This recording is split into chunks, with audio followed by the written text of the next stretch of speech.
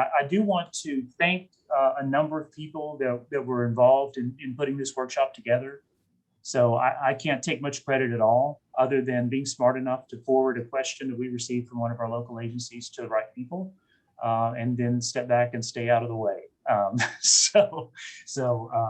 You know, most of the magic and hard work was done by others.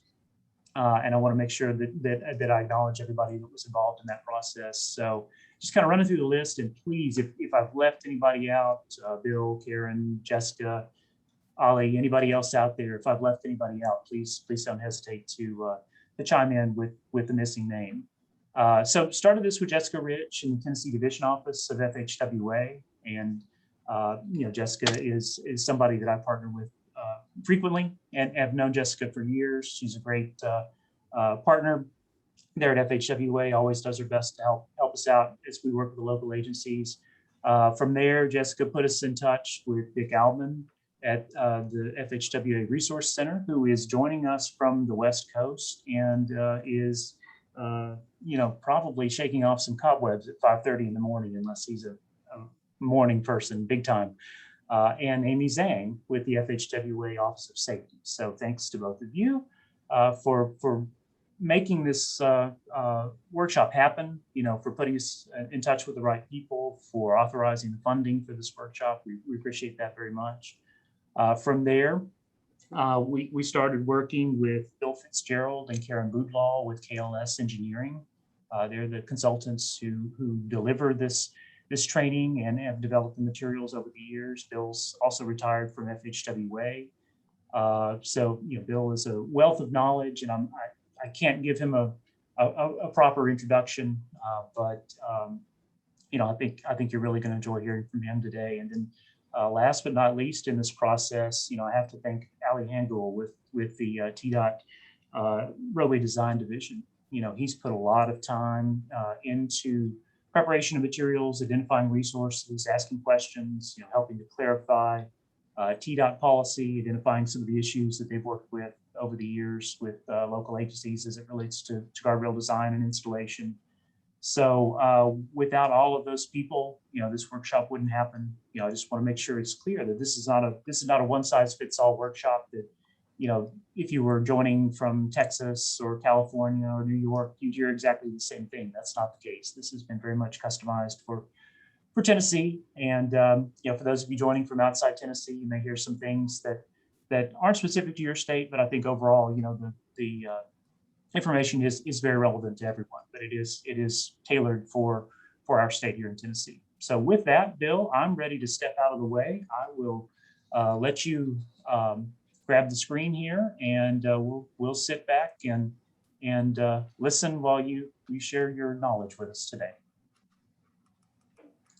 Okay, thank you, Matt. And hopefully I can do all this stuff correct.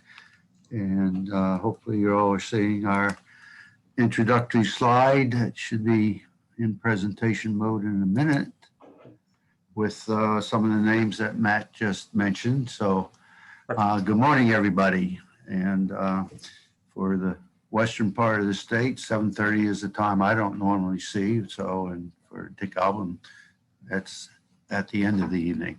But anyway, as Matt said, this is a cooperative effort to try and get you some information that's pertinent to making the roads in your jurisdictions a little more safe. We'll hit that a little more later. This is a federal grant. As Matt said, you don't have to pay anything. You just have to put up with us talking with you. Did you hear that? With you, not at you. Okay, and hopefully the intent is, as it says up in the top, this is in the last highway bill, a special grant to provide guardrail safety training to hopefully raise the bar. And it can be raised. You can drive any place you want in any state you want. And within a 5-mile radius, you'll find some stuff that hopefully even before the training, but certainly after this training, you'll say, oh my gosh. And that's what we don't want to have any more oh my goshes. So again, my name is Bill Fitzgerald, as Matt said, ex-FHWA, dealt with roadside safety and geometric safety for 30 years during my federal career, and have been doing training subsequent to that on barrier and roadside safety. Now, Matt said we have a lot of stuff to cover, and we do, and you should say, well, get on with it then. Well, I just want to bring up that this is the first time we've addressed solely to locals. So we've taken a lot of stuff out, like medium barrier. If you're in the medium barrier, you got to go to a 202 class, the high tension cable barrier. We're aiming this at what the vast majority of safety hardware barrier is for the locals. Again, attuned to TDOT's guidance and standards, which most of you should be using. If you have your own, maybe a big city, Chattanooga, Nashville, Knoxville, Memphis, you've developed your own, but hopefully you've used the good graces of Ali and his people to come up with what you're using, so it doesn't, it's not contrary to what the good information we know. I say the good information we know. We got many, many more questions than we have answers. There's just too many situations that occur in the field. We have some standardized stuff, and you're gonna have to take that and use it, understanding what it was based on, use it to fit situations you come up with in the field. And as you go to a lesser and lesser type facility from the interstates on down, it gets harder and harder. So hopefully this information will help you make good decisions. I generally ask the audience, who do we do this for? Who are we trying to make these good decisions for? And expecting the common answer to be, well, the traveling public. Who else, dummy? I say, well, yeah, I'm a dummy. Who is the traveling public? And don't get quite as quick an answer until I say, it's you, dummies. Okay, it's us. So with this application of knowledge, be very selfish. You're doing it for yourself. Okay, you're the ones going down the road. You or your loved ones. You're the ones that want it to be as best as we can get it within our limits. We have limited resources. We don't have right-of-ways that look like airport runways. So we have to work within the constraints, but we should be selfish. What do I want to see? We got all kinds of situations out there, and I could take 50 of you and give you one situation, and I could get 50 different answers of what's the best thing to do. Maybe 49 of them are right, all different.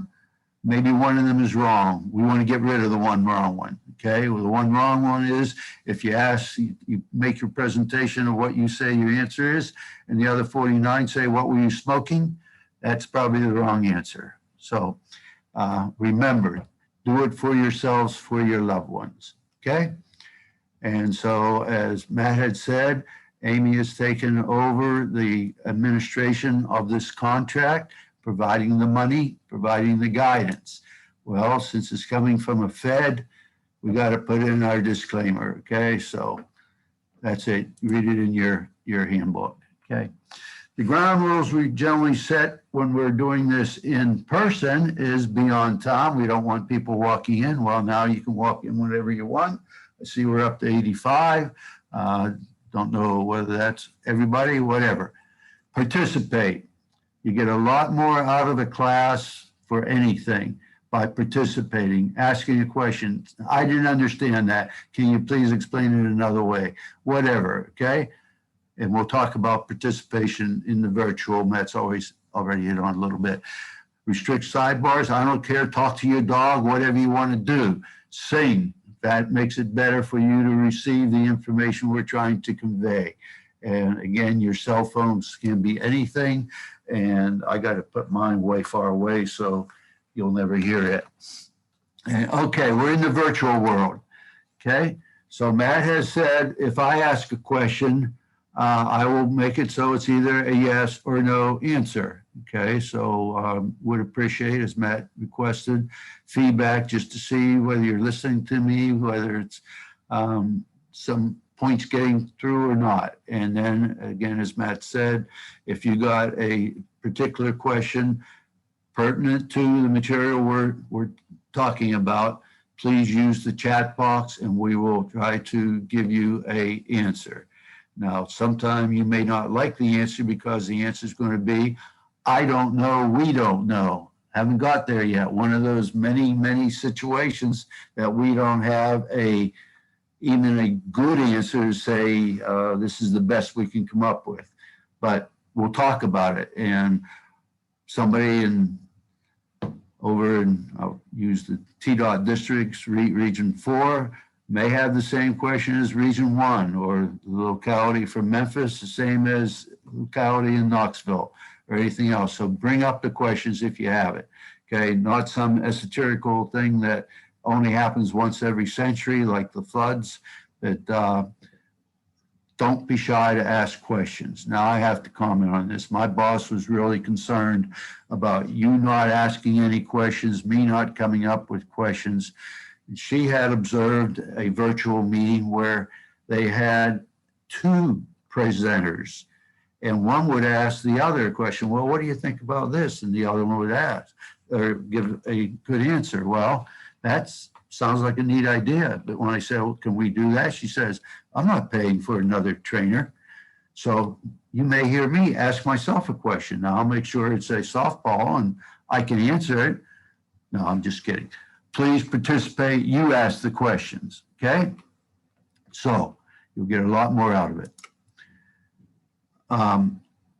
There is some terminology that we don't want to have any confusion about. Upstream, downstream, head on, end on, okay? They are defined in your handout, okay? And I'll briefly redefine them when I say them, but we have enough problem knowing what to do in many situations. We don't want to get confused by terminology, okay? So this is a one day composed of a half day this morning and a half day tomorrow. Or if you're a glutton for punishment, no, if you want to get much more information, you can listen to both sessions tomorrow. That's fine. Glad to have you. And since in many local offices, there are many hats to be worn by one person, it may be appropriate to have both from the designer side and from the installation side. So we're welcome to have you. Unfortunately, you don't get any more credit, but well, I don't know, maybe you do if you need the PDHs. That's up to Matt. So what we're going to cover today, which is applicable to whichever side of the bar you work on, and there's a third part of this. We have the designers that want to get a good product out there on the paper. We have construction who wants to get a good product out there in the field. And then we have maintenance who has to maintain it and understand how these things work so they don't do something that will make it not work. I'll give you a very quick example of that. It has to do with signs, not barrier hardware. We have breakaway bases on many of our signs, which say that if you hit it at bumper height, it just goes poof and you don't get hurt. Well, we had a maintenance crew that they were getting a lot of wind and it was blowing over those signs. They said, we can't keep going out there. We're going to make it so we don't have to go back out. So they tack welded the top of the sign support to the bottom foundation. Well, that didn't blow over anymore. It also got hit by some college kids, and we have 3 kids who are never going to get their degree. So maintenance must understand as well how these things work to make sure they maintain them in the proper aspect, okay? And how are they going to know that? Well, we're going to show a whole bunch of videos coming up, okay?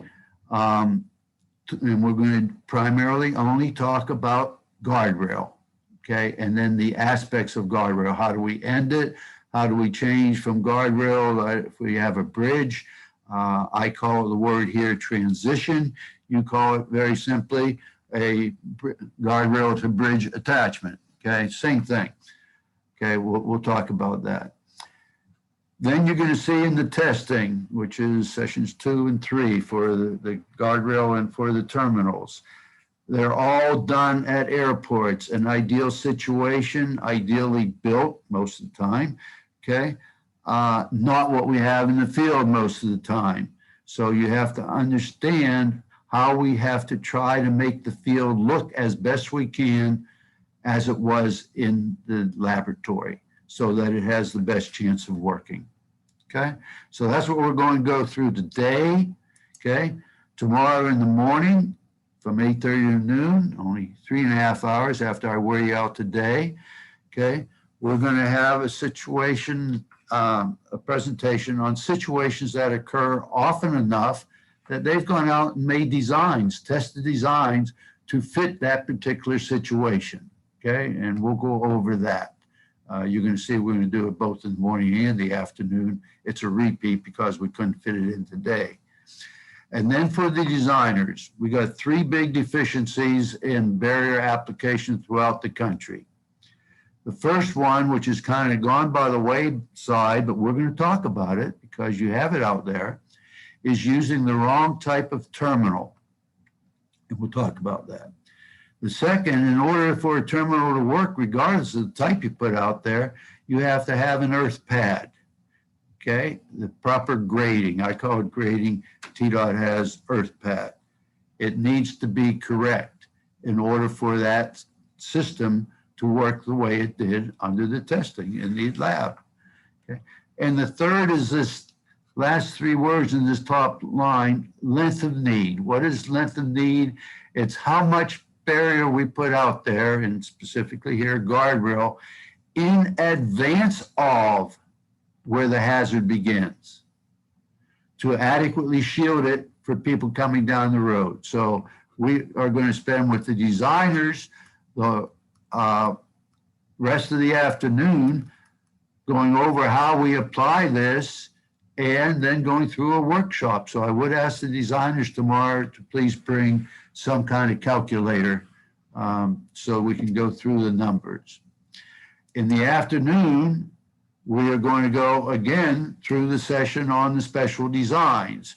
So anybody who is going to be that person who goes through both the morning and afternoon, if they want to get it again reinforced, please come. If you say, okay, I understand it, take an extra long lunch, siesta, whatever, and come back plus or minus an hour later. And I'll remind this tomorrow just in case somebody is coming, that so they will remember that there is the duplication there. Then for the field, we're going to make sure you understand the concept of the length of need. You don't need to bring your calculator. You just need to bring your feet, because I'm going to give you a way to do it much quicker than the designer does it. But no designer gets it right all the time. As I said, it's the third and maybe the most important of our deficiencies. We want to get it right when we can, okay? So we're going to go through that tomorrow afternoon as well.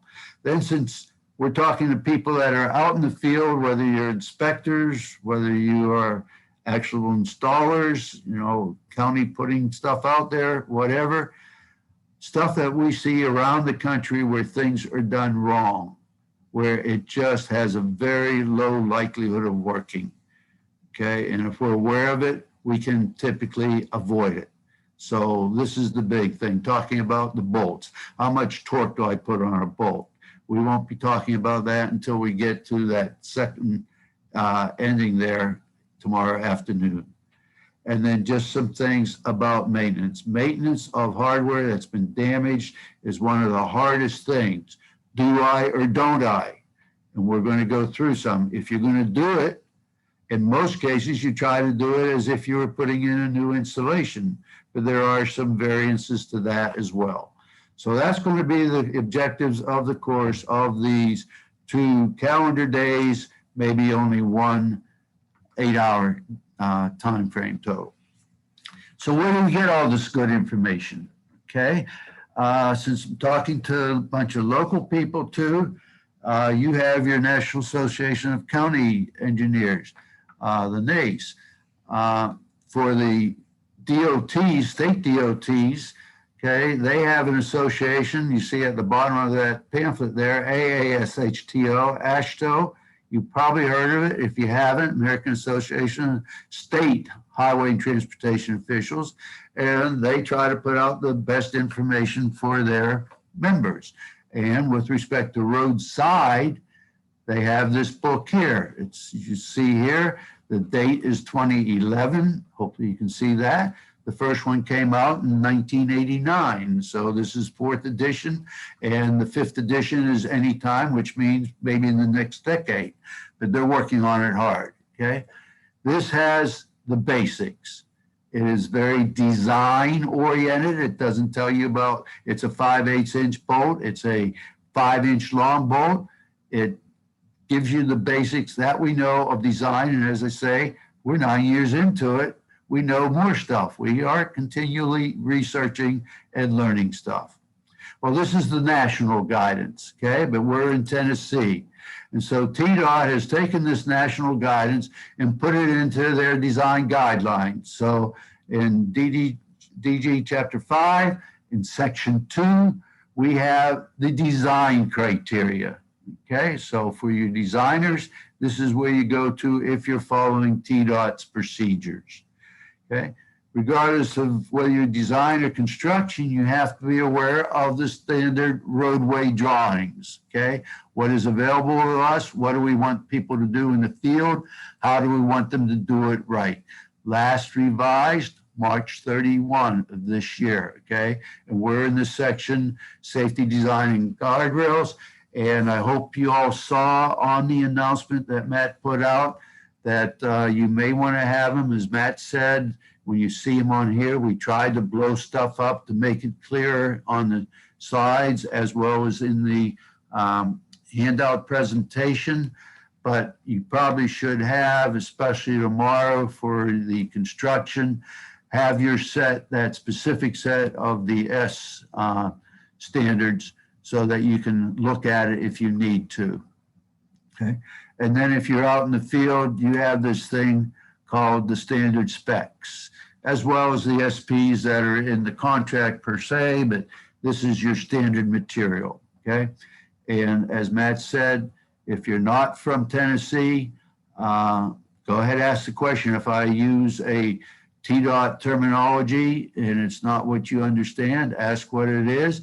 If I use what I think is TDOT terminology and it ain't, let me know. We don't want any confusion due to terminology misunderstanding, okay? Well, should we be here? Should we be spending this time, spending all this federal money? You know, it's hard to get money from the Fed. So here they gave it to you all. Do we need it? Well, what do we think of this? Okay, we've got this 2-lane road and we have barrier along there. Well, this is a standard end treatment that would be acceptable, except it won't work. Because if you hit the end of this, see all this steel sticking up in the ground, unless you have a real high axle on your car, you're going to trip on this real heavy steel and you're going to not have a nice outcome. So as I said, we see this all over the place. No earth pad, poor grading, okay, at the terminal, one of our big three deficiencies, okay? Hope we're going to be emphasizing what the standard says. And I'll tell you right now, on your local roads, you aren't going to get what the standard says, even if they have a reduced standard. You're not going to get it, but I'm going to tell you what you should be getting, okay? We'll talk about grading at length. Well, if you're local, you say, I don't have this. This is a freeway. And as my friend Ollie pointed out to me, we got small dashed lines here. That means this is an auxiliary lane. And maybe this is okay out here, but let's make this a standard dash line. And this has traffic in here. Whether this is a 1-lane roadway or 2-lane roadway, I got a big bad hazard here. I don't want to go there. But if I left the road up here in front of the hazard, look at the opening I have right here saying, come to me, baby, okay? And I'm right in it, and this barrier here hasn't shielded me at all. Yeah, if I leave the road down here, it's going to do a good job of preventing me going over that big steep embankment there into the trees. But up here at the beginning, it hasn't addressed the problem. The third of the big three, okay? Lack of enough barrier And in this case, not using the best barrier we have here for terminating the barrier that's downstream here. And we'll talk about that in the whole section on terminals, okay? So this is that LON, length of knee. Got to get it right. What do we have here? Well, I'm not sure how many of your locals got involved in this, but TDOT certainly did. We have here an end treatment that passed all the testing that we're going to talk about.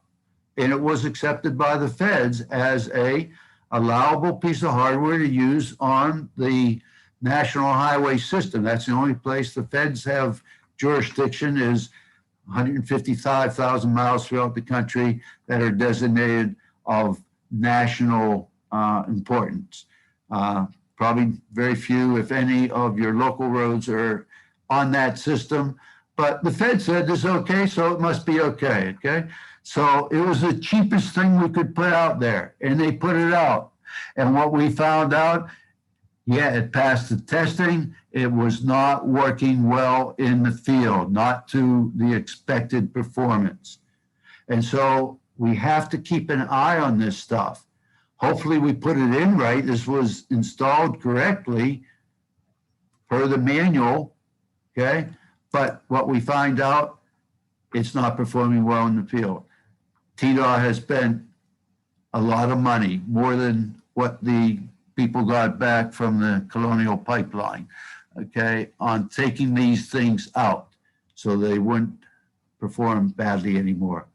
Not only that, let's forget that this is that badly performing type terminal and put in a good performing type terminal. You have to understand how these things work. And having this great big hunk of steel about 20 feet into the system, maybe 1.5 foot behind the system, isn't going to allow this to work, okay? So we didn't really understand how that system, again, not this particular one, this is called an X-Light. If you heard the terminology, you probably read it in the newspapers, okay?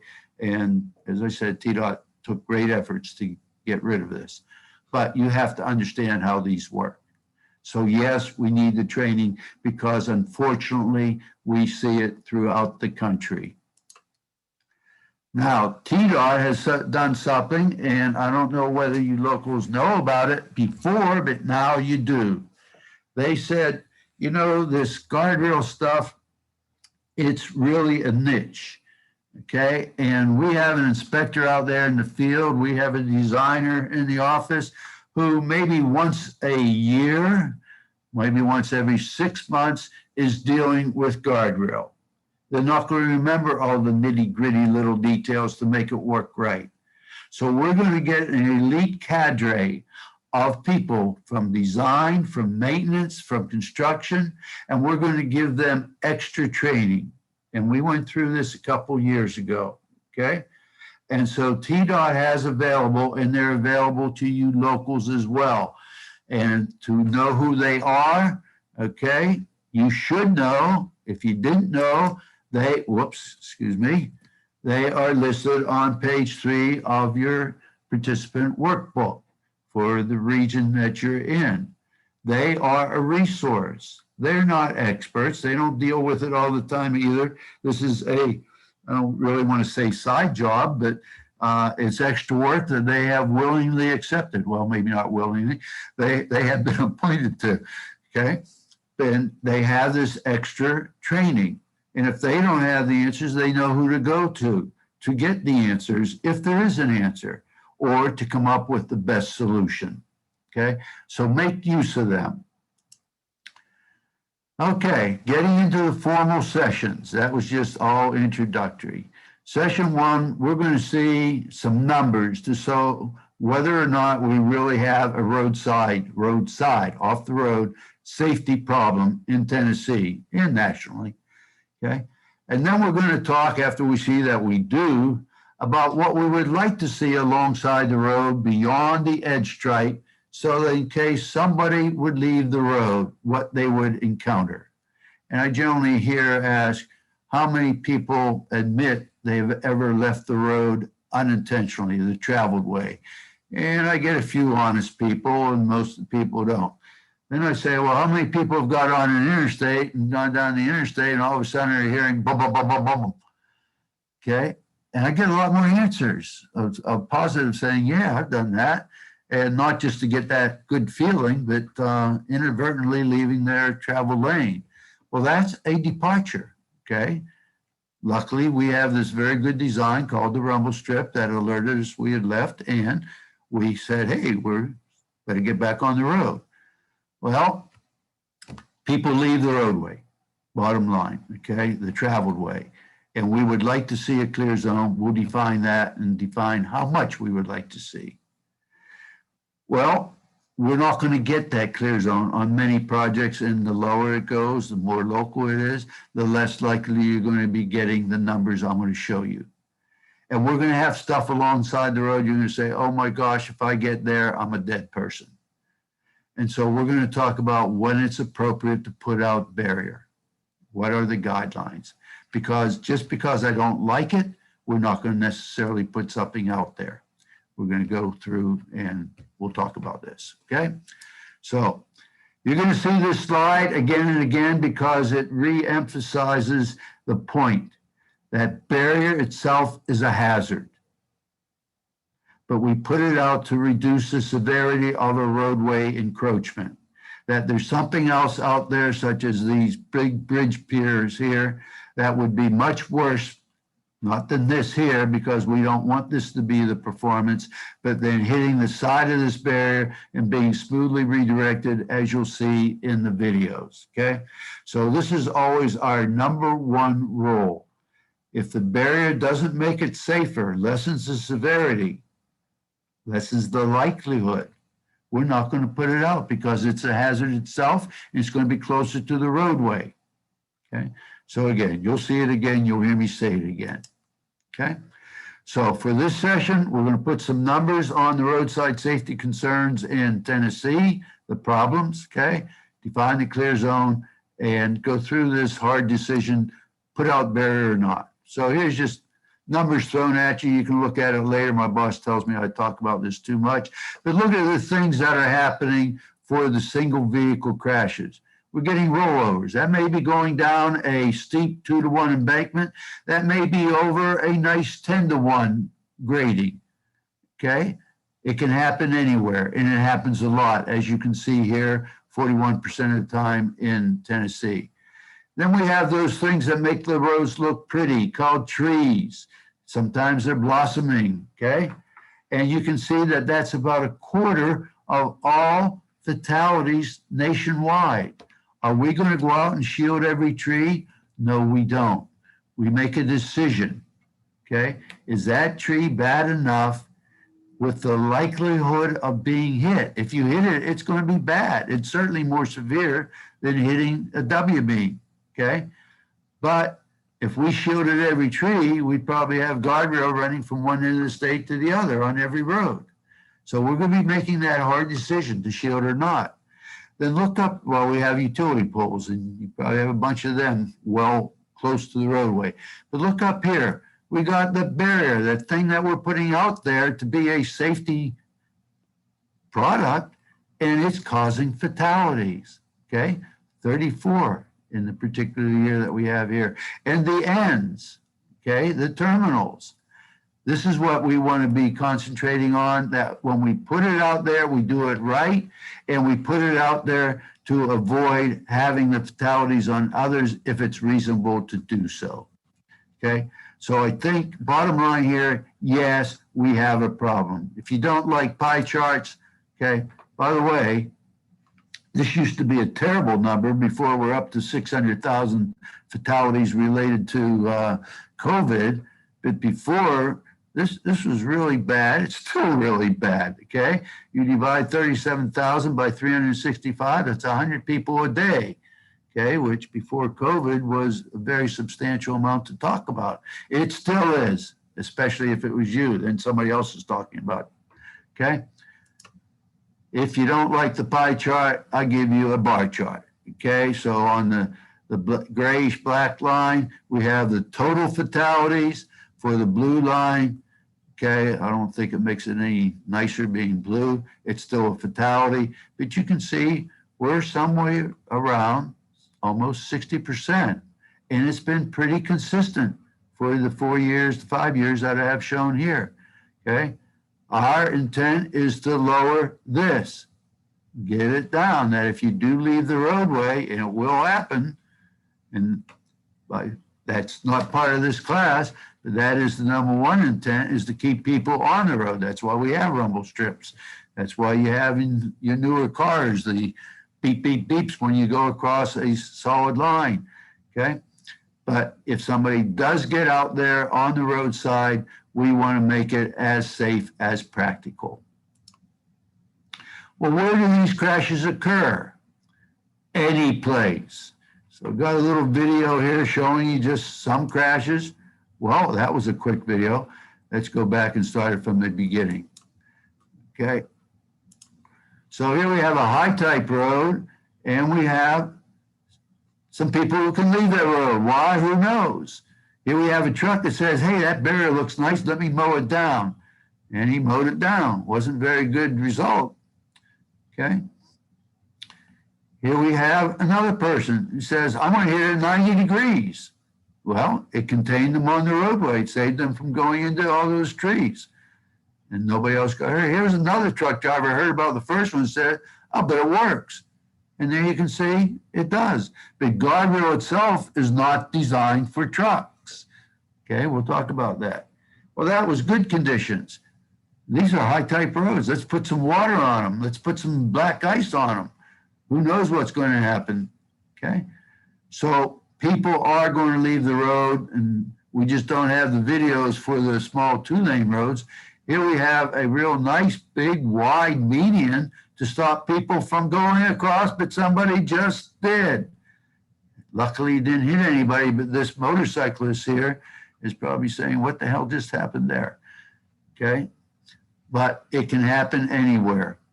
And this is just amazing that nobody got hurt on that. And then you have idiots. I don't know, you may all be into stock car racing or something, but this was a race in Europe. And there they had guardrail along the side of the road to prevent something bad happening, and it did its good job. And this is what we want. We want our stuff that we're responsible for to do a good job. And only put out stuff that we need to do a good job, and not put out stuff where we can avoid it, okay? So it can happen anytime. What we would like to see if we left the roadway and went over this edge line here, whether it's white or yellow, doesn't matter. We would like to see an area starting at that point that is safe to travel in. We call that the clear zone. Okay, got a lot more words down here: unobstructed, traversable, available for recovery. Do note that includes a shoulder, if you have a shoulder, okay, and any traversable, recoverable slope. And we'll talk about a recoverable slope, okay? And it goes until you no longer have either of those two criteria. You have a pull out here, okay? You have a steep slope, non-recoverable, whatever. It's a distance from the edge line to the point where it's no longer safe. Many times, that's the edge of the shoulder. For some of your local roads, that may be the white line. You may have 0, okay? So it's a variable. Well, what would we like it to be? You see no number here. And we would like it to be a certain value. And that value is not a number. When you see a yellow box with red lettering in it, I'm yelling at you, okay? And so what we would like it to be is as much as we can get cost effectively, okay? And if we have it, we don't want somebody to come along and say, oh, I want to put a sign out here because the clear zone on this project was supposed to be 10 feet and I got 15 feet, nice clear area, put a sign saying, welcome to Giddly okay? That's not breakaway, it has these nice bricks and all that. Don't compromise what we already have available. That's criminal, okay? But this is what we would like to have. Now, I don't know how many of you designers or how many people out in the field have seen on a set of plans get maximum cost-effective clear zones. Not done, okay? So what is done is depends on the project. We're going to come up with a number appropriate to it. What should it depend on? Well, what the cross-section looks like at the edge of the shoulder, okay? Whether it goes down, whether it goes up, and how steep it goes down or up. It's going to depend on how fast people are traveling on that roadway, okay? It's going to depend how many people are traveling on that roadway. If I have 10 people on that roadway, I'm not going to go to the same safety enhancements I would if I have 10,000, okay? And the one place we know that's not a random point of having crashes is on the outside of curves. And so we may want to concentrate, regardless of what the volume and the speed is, a little more on the outside of a curve than we would on the tangent, okay? Well, based on these, well, let's talk about what is a steep slope. I said if it were recoverable, it was considered part of the clear zone, okay? Recoverable is defined by AASHTO as 4-to-1 or flatter. You get on it, you can either stop or get back on the road. If it's steeper than 4-to-1, but no steeper than 3-to-1, you're going to the bottom. Whatever's at the bottom might as well be right up here at the slope break point, okay? You're going to be there. So if there's a cotton field down there, okay, tobacco field, corn field, whatever, okay, and all you're going to do is pick corn and have the farmer come chase you, okay, no problem. But if it's woods or a stream, river or something, that's where you're going to be. So once you go steeper than 4-to-1, you have to look at the bottom and see what you're going to end up with. Okay, if it's bad, then here's the end of what's available to you. Your hazard is right there. And then if it's steeper than 1, we consider that you may roll over on it. The slope itself is the hazard. It's non-recoverable, and you can't get to the bottom, you can't traverse it. So based on that and the speed and the volume that I just showed, we're going to come up with just one number, right? Well, this is the number we came up with back in the 60s. You know what was happening in the 60s, and so maybe somebody spoke a little too much.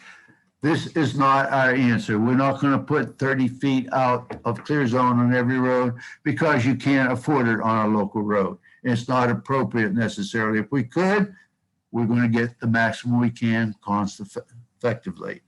But what we're going to put into our plans, into our projects, and what we're going to try to achieve is right out of the standard drawings of the S-Series SCZ1. And it has a table for the clear zone based upon what is the speed, the design speed, okay? How many people are exposed? And the smallest number we have here is 750. So if you're down at 50, not 750, you're going to maybe look at these numbers a little differently. This is just the general guidance for the higher type roads, okay? 750 being the cutoff. And it's going to depend upon whether I'm in a cut slope, back slope, whatever you call it, or a fill slope, forest slope, whatever you call one that goes down, and how steep it is. If it's 6-to-1 or flatter steepness, it's considered recoverable, very nice. If it's 5-to-1 or 4-to-1, it's recoverable, but you may see down here, you need more area because gravity is pulling you down. You see here, if it's 3-to-1, there's no value given because you're going to the bottom. It depends how long the slope is and what's at the bottom. You need at the bottom of 3-to-1 a minimum of 10 feet of clear area before the trees, the boulder, the stream, whatever, for the vehicle to come to a stop on a flat area.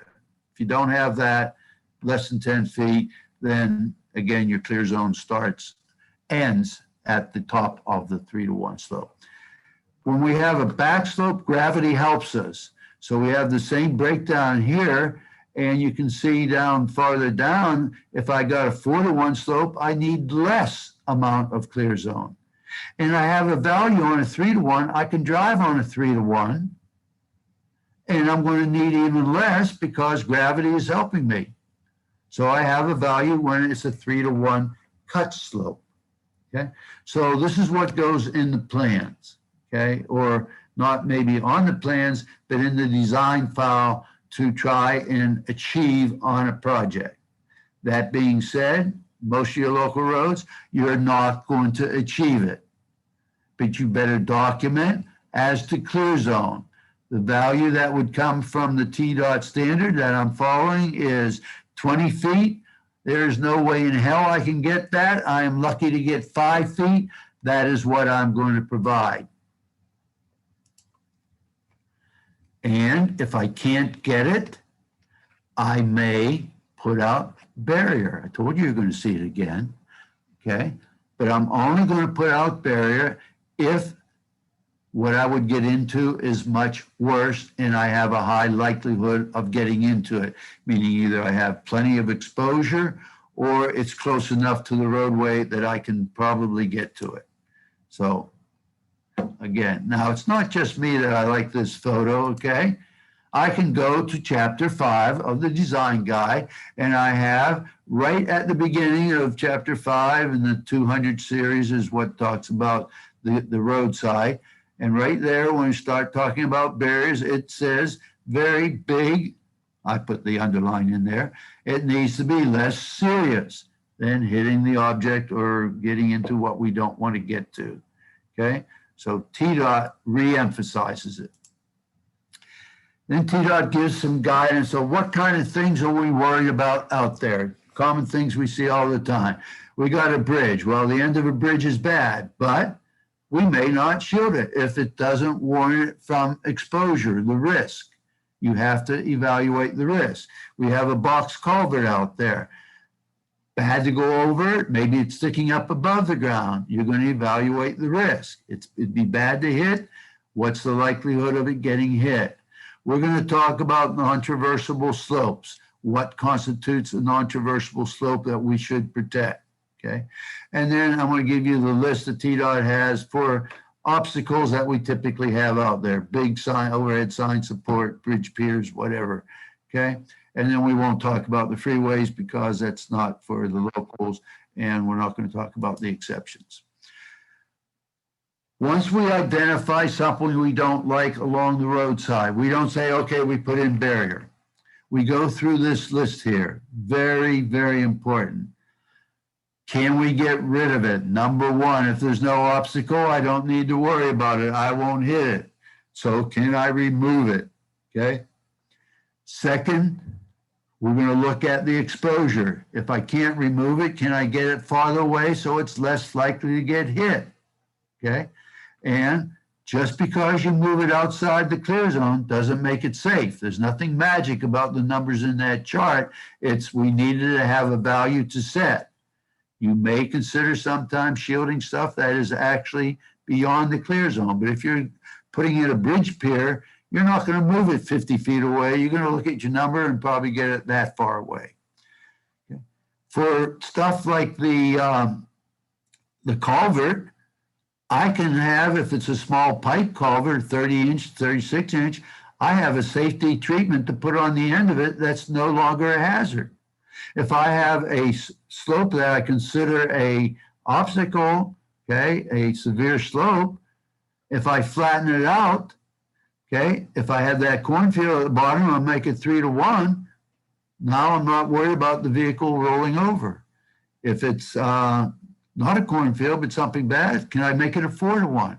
Getting rid of it is by redesigning, adding something to the road. Maybe you're getting rid of some waste material here, okay? And then we have obstacles that we put up along the road all the time, signs to tell us how fast we're allowed to go, where we're supposed to go, et cetera. Well, we have appropriate breakaway devices for the small signs, okay? We get up to the bigger signs, they have to stay up, and a small breakaway sign's not going to do it. So we're going to be looking at maybe putting in barrier, depending on where it is. But for the light supports, for the smaller sign supports, we make it so if you hit it, it's not going to have a severe outcome. we would never put out barrier because that would be even more severe than the breakaway device. Properly installed, designed, and maintained, as the example I gave, okay? So what kind of obstacles? Okay, we're going to talk next slide about when a fill slope becomes critical. A transverse slope, like something going down into a river or an embankment for a bridge going over, you don't want to hit into that. The trees, we're not going to shield all the trees. I said that. You're going to have to make a decision, okay? Poles that can't be made breakaway, well, it's pretty straightforward. Here's what we do. We do have some pretty good guidance on when an embankment becomes critical. And it follows just what we said before. If the embankment here on the vertical axis, we have the steepness, flatter to the bottom, steeper above. And right here at 3:1, I don't expect you to read it, but I'm telling you, this is 3:1. Across the bottom, we have how high is the embankment. And across the bottom, for all heights, we have a line at the 3:1 steepness, except when we get down to shallow heights. And what's that saying? Let's take a 2:1 slope. That's fairly common. It's saying that 2:1 slope could be about 6 to 7 foot high, and it's not considered a critical embankment that I would put a barrier out.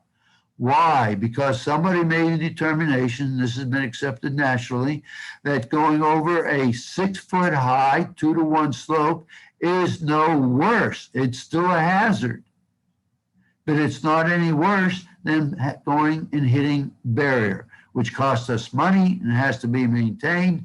And so whether this is on the interstate or on a 50/80T local road, this is the guidance that AASHTO says is acceptable.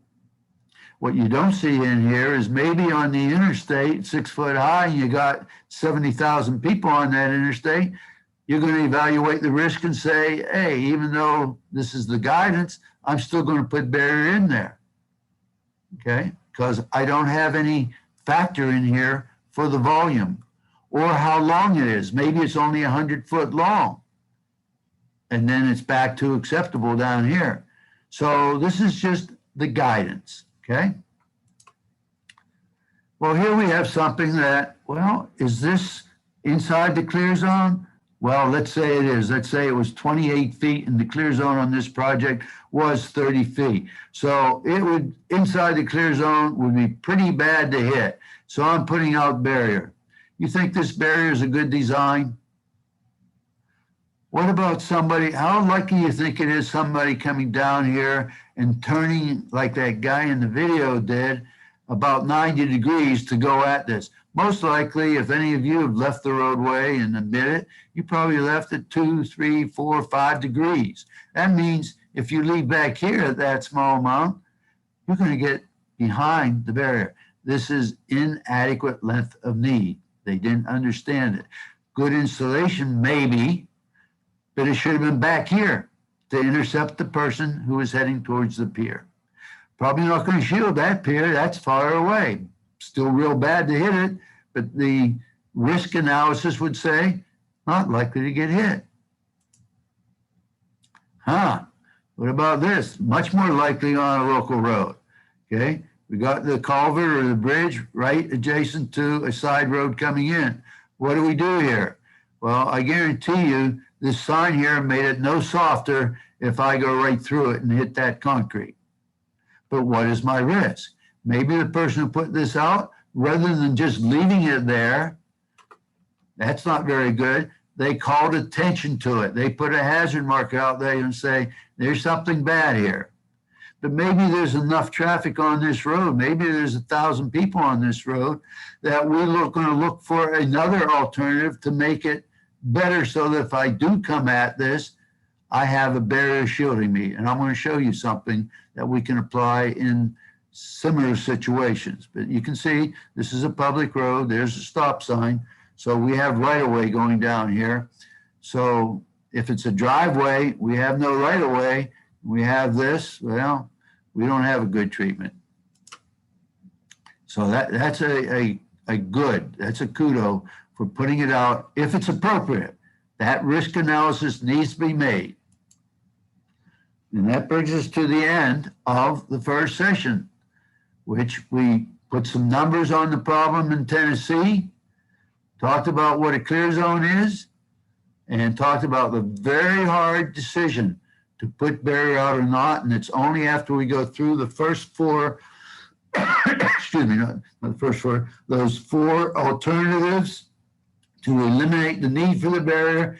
And then once we say we can't do those, we evaluate whether the barrier is the more severe and still is warranted from a likelihood, a risk analysis. Okay, so any questions? Put them on the chat. I won't hold you now. It is 9:34. We will come back at 9:44. If we make the decision to put in barrier, very hard decision. What do we have available? Well, we're only going to talk about the one barrier system, and that's the guardrail, the metal beam guardrail, okay? How do we know it's any good? How does it work? You have to understand this to properly put them in. So at the end of the session, you'll know how we test it to say, yes, this should work when it has a similar test to the very extreme test that we're going to put it through, but it's not going to work every situation because nothing works in every situation.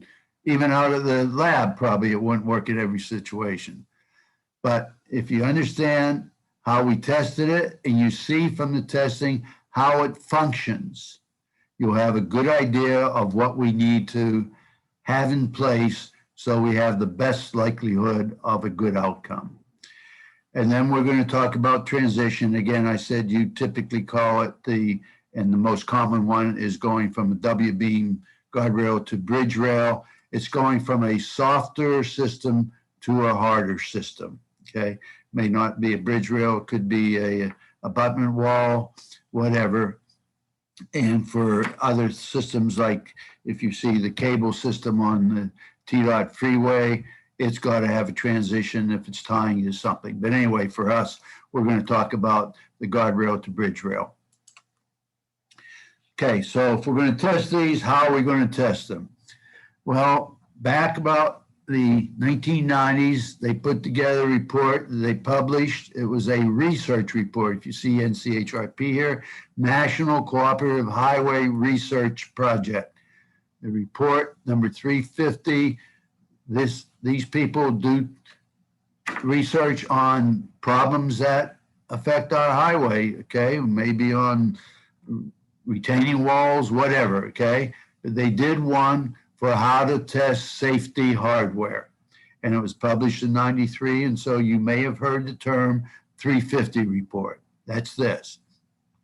We did testing before 1993, 230 report, all kinds of things, okay? But the big difference why I call this modern testing, previous testing, we used a big vehicle. If anybody knows what a Chrysler New Yorker is, I'll sell you one. My son-in-law has one he put back together. But we don't see them on the road. But what we do see on the road is a bunch of pickups forever. Starting in the end of the century, we started to see something we couldn't spell at the beginning of the century, an SUV. And then we started to see more and more for going to the soccer game, the minivan. We picked the pickup truck as representative of those three vehicle types, which at one year constituted more than 50% of all passenger vehicle sales. So it was becoming a huge part. And what we want to test for is what's on the road, okay? So 93 introduced us into using a pickup. One other thing, I'll come up in a minute, it also introduced that we didn't have before. But that was 93, that's a long time ago. After 16 years, they said, well, we really need to update our testing to represent what the vehicle fleet looks like now and what we've learned. Hopefully we've learned something. We haven't been stagnant in those 16 years. And so they came out with a second publication. And this time you can see it wasn't a research report. it was a publication by AASHTO, giving it more prominence, okay? And Federal Highway adopted it, as well as they did the 350 report, as the testing for all new hardware. Back in 09, 10, you could still put out 350 hardware, but if you were developing new hardware, it needed to be tested to that. You guys don't need to worry about that unless I have some entrepreneurs out there. Well, rather than waiting for 16 years to pass, after 7 years passed, they thought we had some more information we needed to get out there. And so they updated the MASH with a 2016. And now this is the latest and greatest. And no longer can you use, excuse me, 350 hardware. It needs to be, sorry, hardware that has passed testing under this 2016 criteria. Well, in 2016, we didn't have a whole bunch of hardware that met it yet, so they had a phase-in period, and that phase-in period is gone. But there's still a thing out there because there's still a lot of hardware that we haven't tested totally to this latest criteria, and we need it. And so there is an allowance that if we don't have something available that meets the latest criteria, but it did pass either the 350 or the 2009, it may be used for those special locations. So the other thing that was added in the modern testing is you see here, here's the pickup, okay? And we always had a small car, but you see here TL 1, 2, and 3. What is that? TL stands for test level. And 1, 2, and 3, they said, before we tested for high speed, 60 miles an hour, but all roads, especially your guys' road, okay, aren't high speed. So maybe we can have a cost economics, okay, of having a piece of hardware that won't go for high speed, but will handle an intermediate speed or a low speed. So that's what we have. TL1 is low speed. The exact conversion from metric, which was 50 kilometers an hour, to 31 miles per hour, okay? Low speed, intermediate speed, 45 mile an hour essentially, and high speed over 60 miles an hour, okay? So we introduced with the modern testing the ability to test products at a lesser speed to see if we can get a economic benefit. And you'll see some of the stuff that TDOT has adopted, you get that. Now, speed. I want to talk about speed very quickly here. There's 3 different types of speeds. I mentioned one already, the design speed that the table for clear zone is based on. But there's 2 other speeds, one that everybody knows who drives, or they should know, they don't pay attention to them. That's the black and white, the regulatory speeds, okay? And then we have a third that you highway people should know about. It's called the 85th percentile speed, or the operating speed. It's what 85% of the people are traveling at that speed or less. Sometimes that's more than the black and white. You go on a freeway, it almost absolutely is. Sometimes it's less because you just can't drive comfortably at the black and white speed. Which is the most appropriate speed to pick for determining which test level you're going to meet? It's the operating speed. You design something for 60 miles an hour, you put 55 mile an hour black and white sign on it, and people feel very comfortably going 70. That's what we should be designing our hardware for. Now, the nice thing is 62 mile an hour test level 3 applies to any speed over that. But if I had a 45 black and white sign out there and I know everybody is traveling 55, that is not a test level 2 situation. That is test level 3. Put hardware out there to satisfy test level 3. Okay? It's very important. Okay? Well, we had a pickup back in 1993 for 350, but what they found as time went on, the pickup changed. It grew. It got and gained another 600 pounds. This was 4,400 pounds. This was 5,000 pounds. That was a lot more energy that's impacting our stuff. But not only that, look at the bumper, okay? This says it's a 350 vehicle. This says it's MASH. The bumper is what first engages our hardware, especially our guardrail, okay? So this can make a significant difference in the performance. So we had to go back and test all our 350 hardware to make sure it could handle this big boy here, okay? Now, how do I know if I separated this out and took the license plates off? How would I know when I show you a video whether it's a 350 truck or a MASH truck? Well, you'll believe me, whatever I say, right? Well, you don't have to believe me. I know it's still early in the morning, but if you could do the high math of counting to 2. If you see on a side view of the truck, you can only count to 1 the number of doors, and that's all you can get. It's a 350. If you count to 2, it's a quad cab. It is probably a MASH truck in the video. Well, passenger vehicles aren't the only cars that go out on the roads.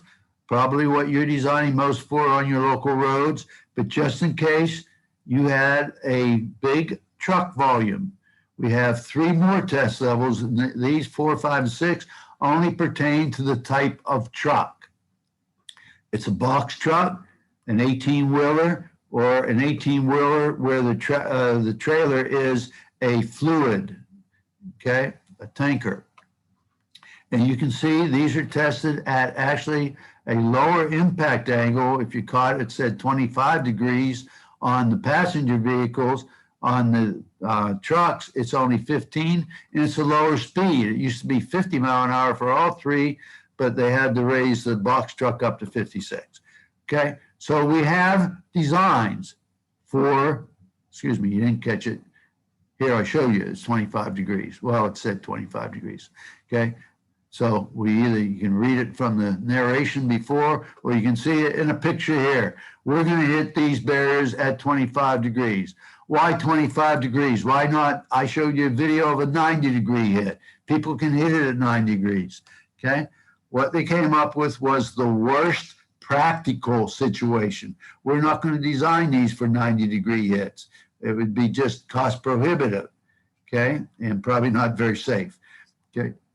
So they picked the sharpest angle they're going to use is 25 degrees at the speed of the test level you're selecting, and that takes care of over 90% of all expected impacts into the barrier. So we're not going to expect performance under every condition, okay? But we're picking a practical, reasonable approach. So in this case, worst practical situation, 25-degree hit with both the small car and the pickup. It may perform differently with the small car. And I'll explain one of these situations and show you a video, okay? Well, when we hit it at that 25 degrees, what do we want to happen? Well, for the barrier systems we have now, particularly for guardrail, we want it to contain the vehicle, not let it get to the backside by either penetrating through, breaking it apart, going under it, or going over it, okay? Pretty straightforward. And for the guardrail systems and the other barrier systems we have, they typically will smoothly redirect the vehicle. Smoothly is critical there, okay? And at a low exit angle, stay pretty close to the barrier and not get any snagging, as you'll see coming up in a video, okay? The impact forces, whether, and this applies to whether it is a barrier or a terminal, has to be tolerable. Well, what is tolerable? Well, hopefully most of you know who Usain Bolt is. And he could run pretty fast. And if he were stupid enough to listen to you and say, hey, Usain, run into this block wall here as fast as you can, okay? And maybe he was smoking whatever, he did it. That would be a tolerable impact, okay? So these things are not nice to hit, especially when they are getting right up near the limit of the allowable. And then you can't get any penetration into the occupant compartment. You can't end up with the engine in the occupant or the door sitting in a lap or anything flying in. So these are the criteria that must be satisfied on a test hit. Now, we've been using W-beam for a long time, and for talking purposes, I'm going to refer to the previous standard as the G4 27-inch. I may even leave off the G4. What is 27-inch? That was the original height we were putting these to, way back, 1960, whatever, okay? It used a 12-inch wide W-beam, so it had some beam properties, but it primarily worked in tension. Okay, we held it up by putting posts every 6'3". Now you probably have some stuff out there that has posts at 12'6". But the latest standard we had from the 50s on, we typically used 6'3" post spacing. And as I say, the height was 27.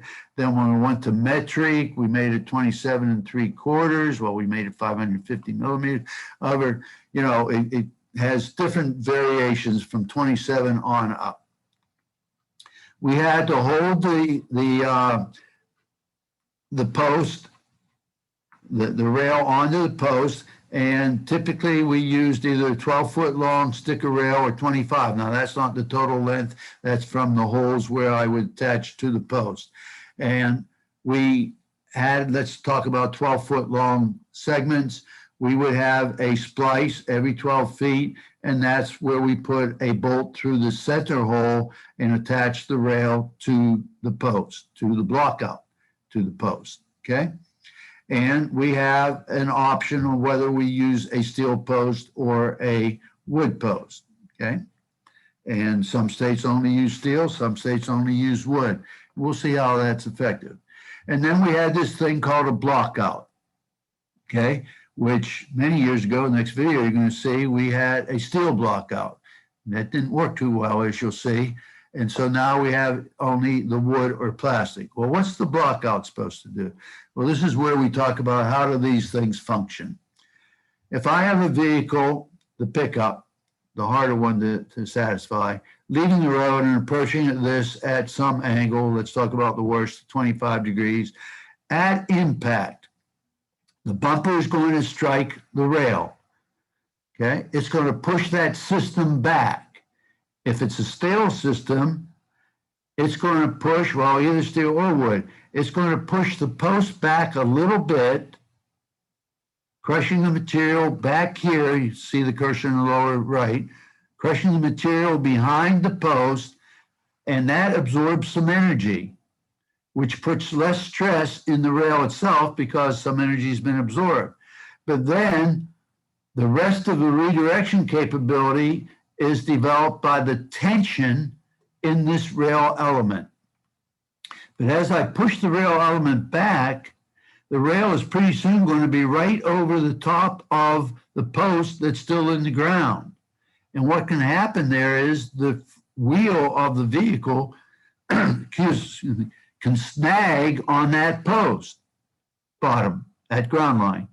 So what we do is we put an insert in there called a block out between the face of the post and the back of the rail to mitigate the amount of snagging on that post bottom. Okay, so that's the whole reason why we have this block out, to mitigate the snagging on the bottom of the post that only moved a small amount. If it was wood, it may have broken off. Steel, it's going to buckle and still be there. Either case, I can snag on it. I want to minimize the snagging. I put a block out in. Okay?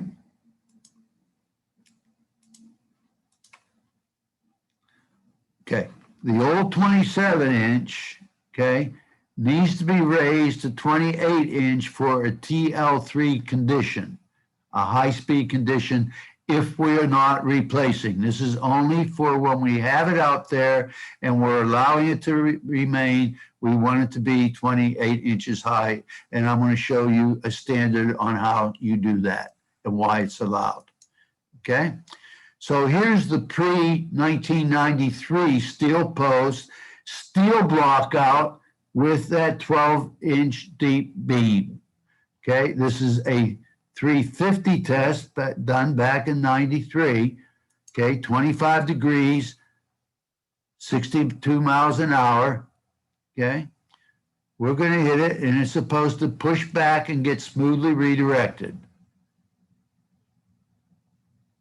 Well, it pushed it back.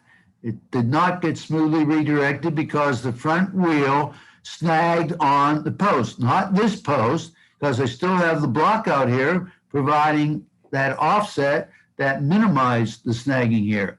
But let's move back upstream, farther up where it hit, and you see here's the block out, but it's no longer acting as a block out. It buckled, and I have no offset from the back of the rail to the face of the post. And this is what caused the snagging.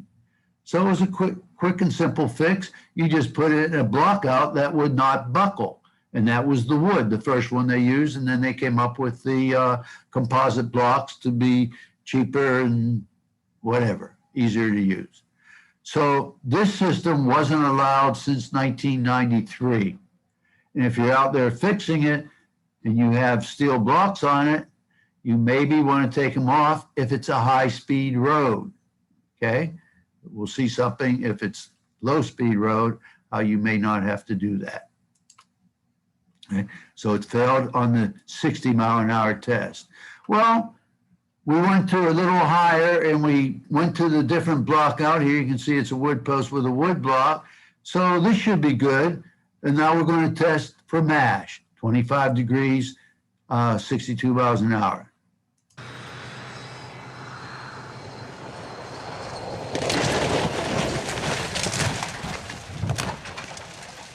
Well, not so good. And if you counted the number of doors in that quick little hook you saw there, you know that was a MASH vehicle. And, well, we saw it once. We don't need to see it again. That was a failure, okay?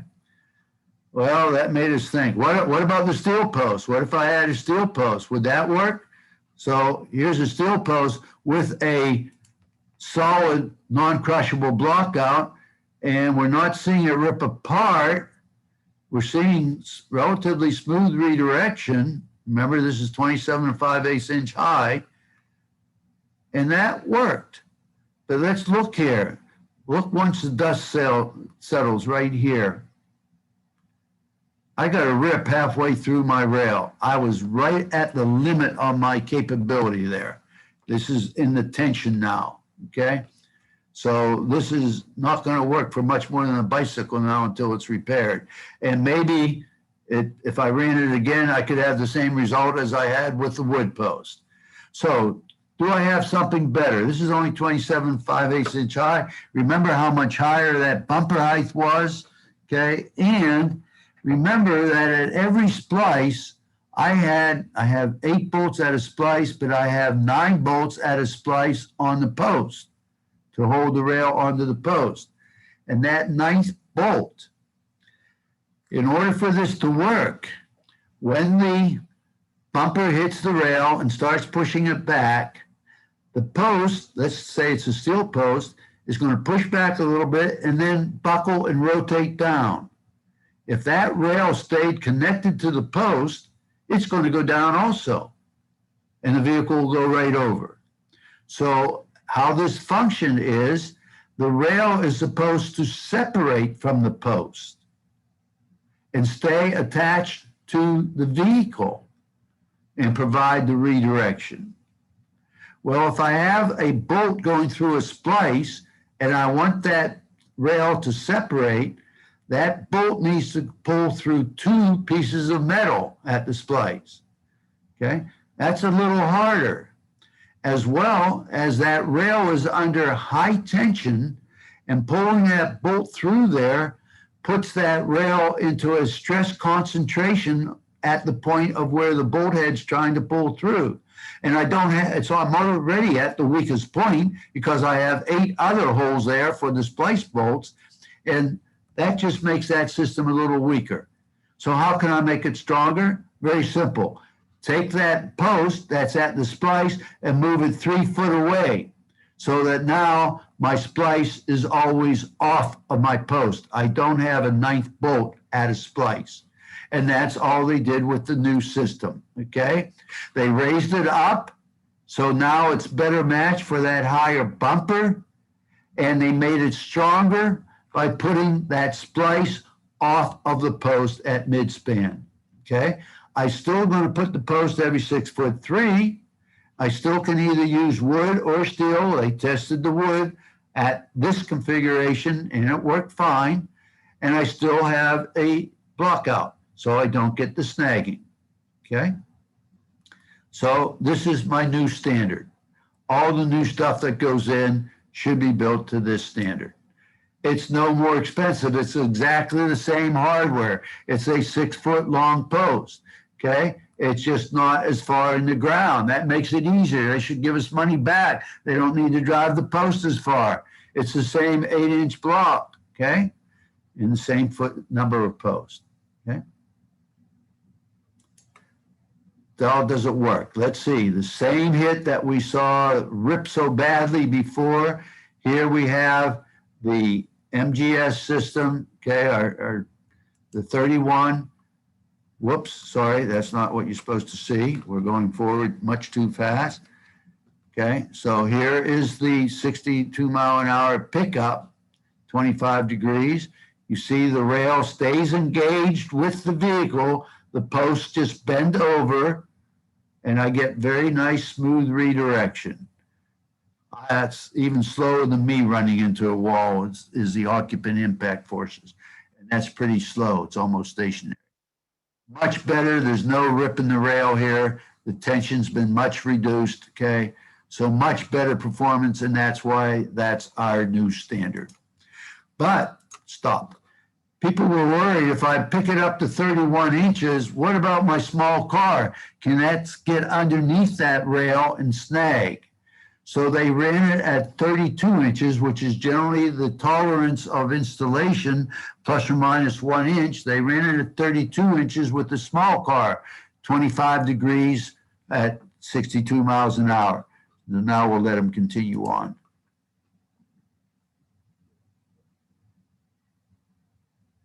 You can see how we lose the wheel here, okay? Because you still have some snagging, but it's not significant enough to cause the overturning like we saw in the first video. Well, just for your information, people were, okay, maybe you have a bad contractor, maybe they put it at 33 inches. So they went back, and with the small car, they ran one at 34 inches, and it performed pretty much the same as what you just saw there. They said, what if we have a really bad contractor and he puts it in at 35 inches? So they ran another one again at 36 inches. Wasn't as nice and smooth as these, but still was acceptable. That doesn't say we can build it to those. We don't want that. We have a 31-inch standard. That's what we want, but we're fairly comfortable that it will perform even if we get a bad actor out there. So here's our standard. The GR31 series K-1 gives us that 12-foot panel or 25-foot panel. And again, that's to the bolt holes, okay, at the splice. The total length of metal out there is longer, but I'm just referring to the distance between the bolt holes. We have the block out, okay, the 8-inch block out, and the typical 6'3" spacing. Again, this is why I ask you tomorrow, the field people, to have the standards with you so you can see and not believe what I'm just telling you. You cannot use, you can't say go out and reset the old stuff, the 27-inch, the G4 is 27-inch, to the new 31-inch. Why is that? Because the old stuff only had 3 punch holes, one in the center and one on either end. It needs to have a punched hole at the 3-foot spacing so that we get the splice off the post. All new rail coming out to the jobs will have 5 punches. I don't know why we don't show it here, but it will be 5 punch. But the old stuff can't be reset to the new standard. It can be reset, as I'm going to show you, as Ollie has in the standards, to a acceptable using the splice on the post, but that is only for resetting. It is not for new, as we'll see. Okay? So as it says, this is for the steel and it's similar for your timber. Contractor's option to use either the steel, two types, rolled or welded, or the wood post with some exceptions. I didn't go through those. Okay? And we don't see the height on this standard, but if you go to the placement standard, sheet 6, it will show you the 31-inch to the top of the rail. It's not to necessarily the top of the post, okay, which is flush with the top of the block out, but is 1 inch higher than the top of the rail. Okay, I said we do have a little modification to take advantage of what we have out there if it's in decent shape, meaning we haven't lost any section in the rail due to corrosion.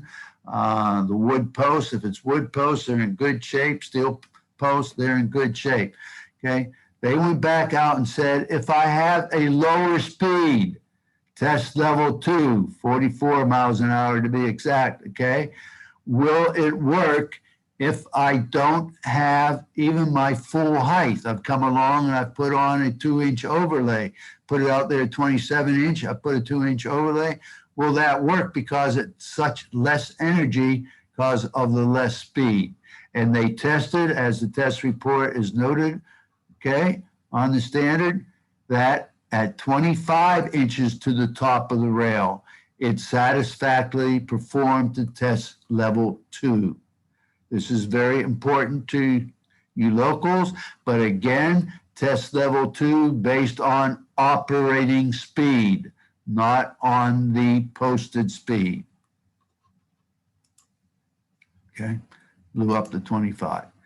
Okay, so the research showed it was okay down to 25. Okay, and with that plus or minus the 1 inch tolerance allowed, even at 24 inches, it was successful. But if it went from 25 to 24, it could go from 24 to 23, and now you're just pushing the limits, okay? And as I said, only for evaluating existing guardrail. Anything new goes in, you're not saving any money, put it into the standard. And definitely if it is a, well, this was low speed, what about higher speed, old stuff that's pretty good? Well, Ollie has provided you a way to modify the existing rail that's out there on a high-speed road, okay, more than the 45-mile-an-hour operating speed, and where you would, in the past, just reset it, okay? Now we're making it even easier. You can't make it into the 31-inch because you don't have the 5 punches in it. But what we show here in this standard, the guardrail height adjustment, okay, is you can raise the height on the high-speed road up to 28 inches. And we saw with the steel post, and this is only with the steel post, okay, we saw that at 28 inches, it was acceptable, okay? So you can, for a high-speed road, modify existing rail in order to get it 28 inches from the ultimate pavement surface, the correct height, by using this standard, just adjusting the block out. That all you need to do is drill a new hole in the steel post, okay? I'm going to let Ollie answer whether this is allowed with a wood post. It was tested with steel post. Whether you use it with a wood post. Actually, I want to do a poll right now so that I understand. If you would go to your reaction and using the yes for those of you who use wood post only, well, either wood or steel, even though it's allowed, but you have wood post in your jurisdiction, using no that all of the posts you have out there are steel. Would you please go to your reaction and click on either with one of the green check. Yes, you do have wood posts out there a bunch, and the no, that you don't have any standard wood post. You may have some special design. Some of the terminals may be wood posts. I'm not talking about that. I'm just talking about the standard run of 12-foot long guardrail that was 27 or 31 inch. So just from the few I've gotten back, I'm seeing we do have a lot of wood out there. So Ollie, are you listening? Okay. Did you come on, Ollie? Okay. Can you hear me? Now I can hear you. Yes. Okay, great. Yes, I'm listening. When you answer the question, is this standard appropriate for both the steel post as well as a wood post, or only steel post? The test performed on steel post with composite block out to have the maximum 4-inch adjustment. Previously, Correct. highway administration tested wood post, wood block out up to 3 inches. But since majority of the installations are steel post, we are not speculating that here. Okay, I'll talk to you about it later and get back tomorrow, because I'm not sure what the testing was done that you just advised me of. So the T-dot purpose is for the steel post adjustment up to the 4-inch, get it up to 28 inches as a height, which is what they tested it at. So it's a nice thing to be able to still use a whole bunch of the steel that you have out there, causing only a drilling needing to be done to modify it to still an acceptable test level 3. Okay, test level 3. The 25-inch was test level 2. Thank you, Ollie. Okay, and again, we're not putting this in new. This is for existing projects where it's out there. Okay, I mentioned about once that push the post a little bit, and then we get the failure of the post, our redirection capability comes from our splices joined together, and someplace we're going to develop that the tension by anchoring it. Okay, our guardrail works by tension continuity. You must have it. If you go out and you put out a single stick of rail, 3 posts and a piece of rail on it, and even if you put a fancy fishtail on the end of it or something, that is not barrier. That is maybe a delineator, okay? But it's a bad delineator in that it's a spear, okay? So want to emphasize that putting out 1 or 2 or 3 panels of rail without developing any anchorage, without developing any safety at the end, this is not barrier. Please don't do it unless you make a determination this is what you need, okay? And you better document that, because if somebody gets hurt on it, they're coming after you.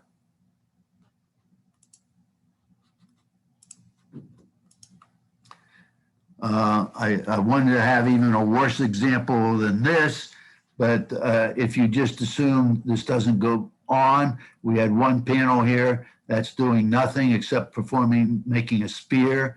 Okay, you put 2 panels, same thing. If you have, maybe there's 4 panels here, I still haven't developed any tension. You see this many times at T intersections on the far side of the stem of a T. You'll see 1, 2, or 3 panels. This is not barrier. Please be aware of that. Okay, that's it for the standard barrier. Then we have that transition where I'm going, as say by your standard, tying the guardrail to a rigid barrier, in this case standard barrier, or to a bridge rail, okay, something that's not going to move. This back here, when it gets hit, it's going to move, as we said, okay, and we'll talk about that later this morning, how much it moves, but it is going to move. It's much softer. And so if we just tie the W-beam right to the concrete, established our tension continuity so it would work, we are going to get a big bad snag here. I'll show you a picture of that, what a snag looks like. So I got to gradually increase the stiffness of the W-beam to the rigid barrier, and we call that the transition. Well, how do I gradually do that? Well, we thought we knew how to do that many years ago.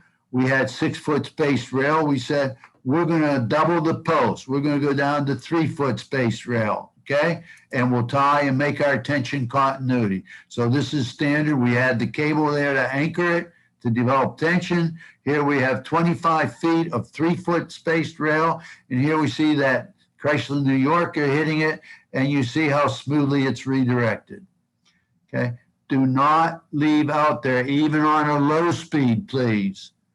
Just half post spacing or full post spacing and a tension connection. You'll end up with something like this. I will show you what's acceptable for the lower speed. We have good designs for that, that don't call for the full-blown high-speed capability. Okay, so what did they do to be acceptable? Well, for the high speed and even for the lower speed, they added more posts, more even than half post spacing, down to quarter post spacing, 1'6", okay? Sometimes larger posts, either bigger steel posts, bigger wood posts. Almost all of them have a nested rail, whether it's a tri-beam or W-beam. That's one beam sitting inside the other, the last rail element before the concrete, okay? And then something to prevent that snagging, okay? Because the wheel could still get underneath the rail, whether it's a W-beam or a tri-beam. Some places use curbs. Some people flared the parapet back. I think Ollie's thinking about this, but something to prevent the snagging. So here we had what the previous standard was for TDOT. Excuse me. We had a top rail that was nested, and we had a bottom rail to prevent snagging on the end. We had a good connection here, and you see how we went from back here. We had 6 on the right, 6-foot post spacing, went to 3-foot post spacing, went down to 1'6" spacing, okay? So all the things, and we even went to a bigger W8 steel post, okay? Rather than the standard W6, okay? So all the enhancements needed. This was the old standard, but this was with W-beam, and it changed now. And well, this is what it looked like. Very nice, okay? Depending on what we're shielding here, but we have a nice terminal. We have a nice transition. We'll talk about that later. But here's the current standard, the GRC4, where we went to a tri-beam, okay? And we have an asymmetrical transition from a W-beam or element going from a W-beam to the tri. And this is 10 gauge. It's thicker. And so we have the spacing on it, 3-foot spacing and a thicker gauge. Then we get into, this is a nested rail, as you see here, for the last 12 feet. Nested rail, we go down to the 1'6", okay? The 18". And then we make our connection to the concrete, okay? So this is our current new standard. If you have something out there, make sure it has all the elements that we talked about if you're going to leave it out there. And we even have some standards to address that. But let's see how well this tri-beam nesting works with a MASH truck. You can see it's MASH because it's 2 doors on the side, 62 miles an hour, 25 degrees. We don't get as much pushback because there's a lot more stiffness there, and we get a little bit more roll because of the stiffness, okay? But we do get the smooth redirection, no snagging on the hard point that's right down here. Well, what would happen if we had got snagging on a hard point? Well, I'll show you that in a picture in a minute. But TDOT's trying to give you standards for lower speed situations to save money. So what do we do here? We have a standard. This is the SRG C, whatever, 6, okay? And what's the difference between this and the last one? Okay, it still has the nested rail, still has 10 gauge. I got less post and all standard post, okay? Well, excuse me, not all standard post, but less post. Okay. Well, one state said, I want to even save more money. This is crash tested, acceptable, but I want to come up with something that's even less costly. Look at that. Here's my transition or my guardrail to rigid barrier. Starts here. I put in that asymmetrical element at 3-foot post spacing, standard post, okay? And I put in one 10-gauge Thri-beam element that's only 3 foot long. Yeah, it's a special piece of hardware, but that's a lot cheaper than the previous one I just showed you, okay? And then it ties into a vertical face, so I won't snag on this, okay? So I know Ollie is looking at this and possibly adding it to the standards. If you, as a local, want to go beyond, you have a project with a bunch of bridges on it, this has been crash tested at the low speed, at the TL2, okay? And then look for it in the future. And on your participant notebook is the document, the test report, as Ollie puts in his standards, so you can always go and see where it was developed. Now, if it's already out there, we have even in the standard form, okay, for a low speed, the maintenance out there, we have a nested rail. We still have just the 3-foot post spacing, okay, but it's a standard post, and this is satisfactory for the low speed situation to be left out there, okay, and this is on your standards for your maintenance. Okay, it does, because of the way, in order to get the extra post in, you have to buy a 15-foot length of rail to put this in. Okay, that's a special piece. You also have in the standards where this won't work. I can't have rail approaching the end of a bridge, okay, or the end of concrete. You have a, not very nice to hit, but you have something in the standard because you have the situation. And this is giving you a standard approach that TDOT has determined they're willing to live with. This would not pass the crash testing if you hit this at 62 miles an hour, 25 degrees, but it's something for the many, many situations you have out there in the field to use. Recognize it is only low speed. Okay? Try to blow it up, underline, added for incentive there. Okay. That brings us to the end of the barrier, both the standard run and the transitions. Hopefully you understand how they work, which was shown by the testing, so that you know what we're looking for. And then if you have the trend, you're changing from the guardrail to a rigid barrier, that you must provide a transition. Okay, welcome back. I got 10:43. Time's just passing. And we're moving to terminals. If you're going to put barrier out there, you're going to have to end it someplace, unless you take it to a state boundary and just leave it hanging there. So what do we use? How do we know it's any good? What's important about it? What are those characteristics? That's what we're going to talk about in this session here. So at the end, we're going to go through the testing just like we did and show you the videos, so you have an idea of how they work. Of the ones that are on both currently on the approved products list, plus we're going to go through some of the ones that are out there that we've used in the past, about whether you should leave them or not, whether they'll work, if you understand how. Just like the picture I showed at the very beginning of the X light, that the people didn't understand, it wasn't doing any good anyway.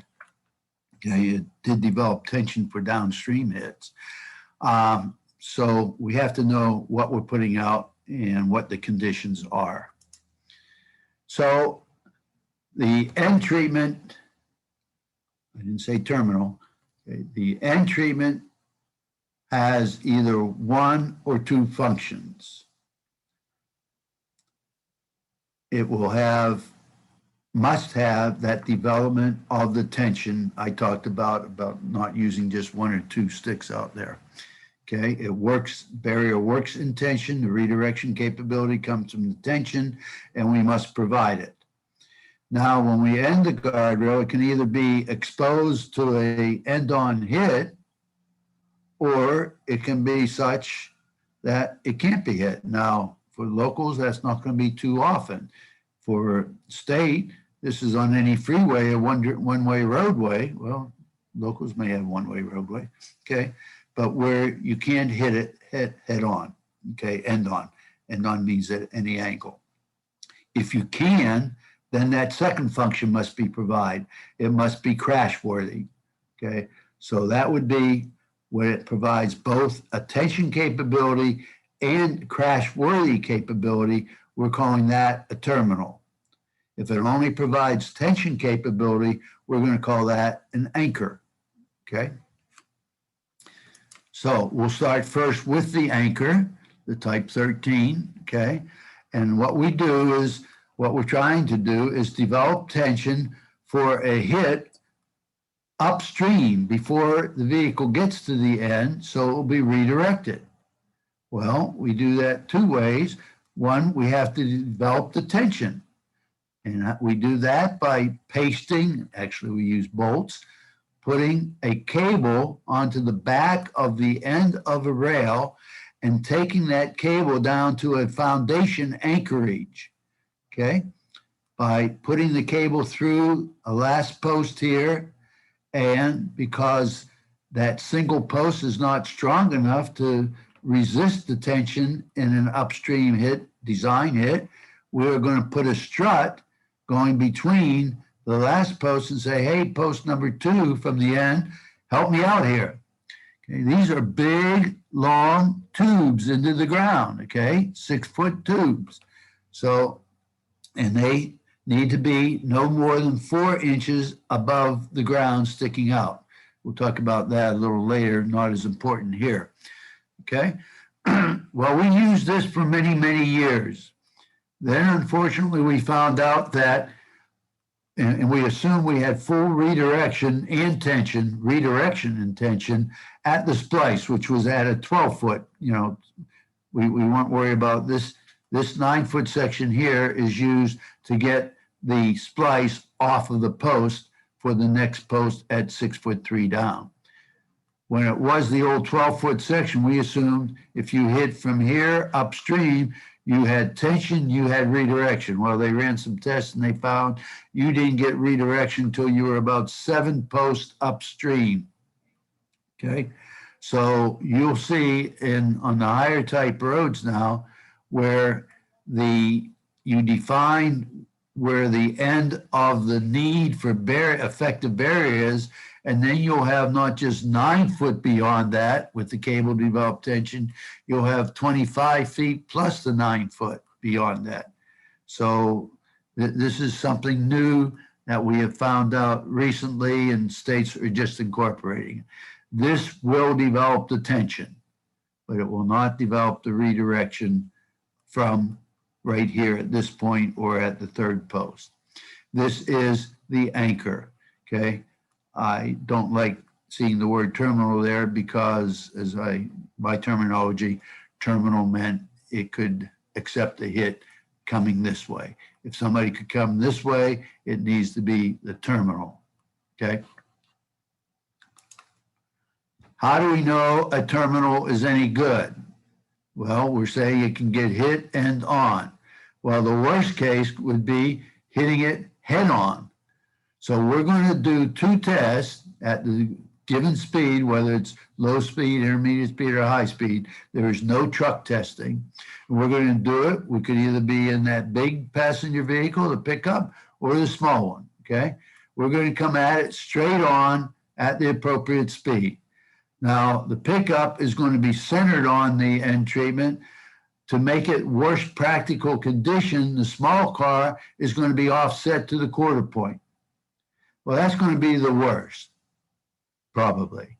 But I can hit it at an angle. Okay, this is what we're going to call a head-on hit. We can have an end-on that's not at a very shallow or 0 degree. We can maybe hit it at 10 degrees, 15 degrees. We used to hit it at 15 degrees, but they determined that was pretty easy to pass. So they came back and they revised in the MASH upgrade that you're going to decide by analysis what the worst angle is from 5 degrees up to 15 degrees, and that's what you're going to hit it at. And that's typically been around 5 or 6 degrees, okay? So we're going to hit it at the worst angle between 5 and 15 degrees on the end. Well, that takes care of the worst cases, hitting it on the end. But remember, the terminal is not supposed to only accept a hit on the end, it's also supposed to develop tension. So we're going to run a test, they call it 35 or 25, okay? A BLON, remember that LON, length of need? Well, this is the beginning where the barrier on downstream is effective barrier, okay? Now, in the past, that was very simple. It was always at the third post. With the new systems that we have in one of your accepted systems, it's not at the third post. It makes things a little more complicated, but it's pretty close and close enough for government work. So we know we have redirection downstream from the end, 12 foot or 15 foot, what it is for the other one. Well, that's good. Now I have effective barrier for a side hit. I'm good if I hit on the end. But what about between where I have redirection and where I hit it on the end? And we're going to have another test we call the CIP, critical impact point. The place on coming this way between the end and between where I get redirection with the pickup that I could hit, and the worst place that I can think of, and nothing bad can happen. Otherwise, it won't be acceptable if I hit it there and it's bad. All roads, especially your roads, aren't one directional. So I can hit the upstream terminal in a reverse direction, somebody crossing the yellow line and hitting it, okay? So there's a requirement to hit coming across the center line and hit it going the other opposite direction. Well, it used to be just with a pickup halfway between the beginning and the end. But when we raised the rail height up to the 31-inch, there was concern that the small car could catch on the cable that we used to develop anchorage or anything going down underneath. And so they required a different critical impact test with the small car at the 25 degrees in the reverse direction, someplace between the standard barrier and the very end here, to be determined, okay? So this is the test that you can see. That's at least 7 tests at 40, 50,000 bucks a pop. It's a lot of money to develop a terminal. We're not going to have these popping up all over the place. We have what we have in the approved products list. Okay, but we have one better. It's not in the approved products list because it's not a proprietary product, and that is your Type 12 that you've had around here for probably longer than I've been around, and that's a day or two, okay? But it's only appropriate when it can be done appropriate, and the first thing it requires is a back slope. That's why its name says buried in the back slope, not buried in ground, but buried in back slope. It's not a turn down, okay? So when we don't have a back slope where we can't use it for some reason, then we have stand-up ends. We have energy absorbing ends, which are either type 38 if it's high speed, okay, test level 3, or type 21 if it's intermediate speed. For a 0 degree hit, okay, the head-on hit, these, because they're energy absorbing, says they're going to absorb all of the energy of the vehicle that's going for TL3, 62 miles an hour, and going to bring that vehicle to a stop inside the system, or essentially inside the system, okay? So 0 degree hit, you're not going for a ride going beyond.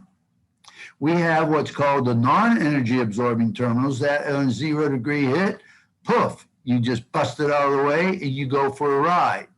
As it says here on the APL, there is no MASH approved terminals. So right now we don't need to worry about this, but we have a bunch that are out there that we need to be concerned about, and we'll talk about that coming up, okay? So right now, I'm telling you the best one you have is the Type 12.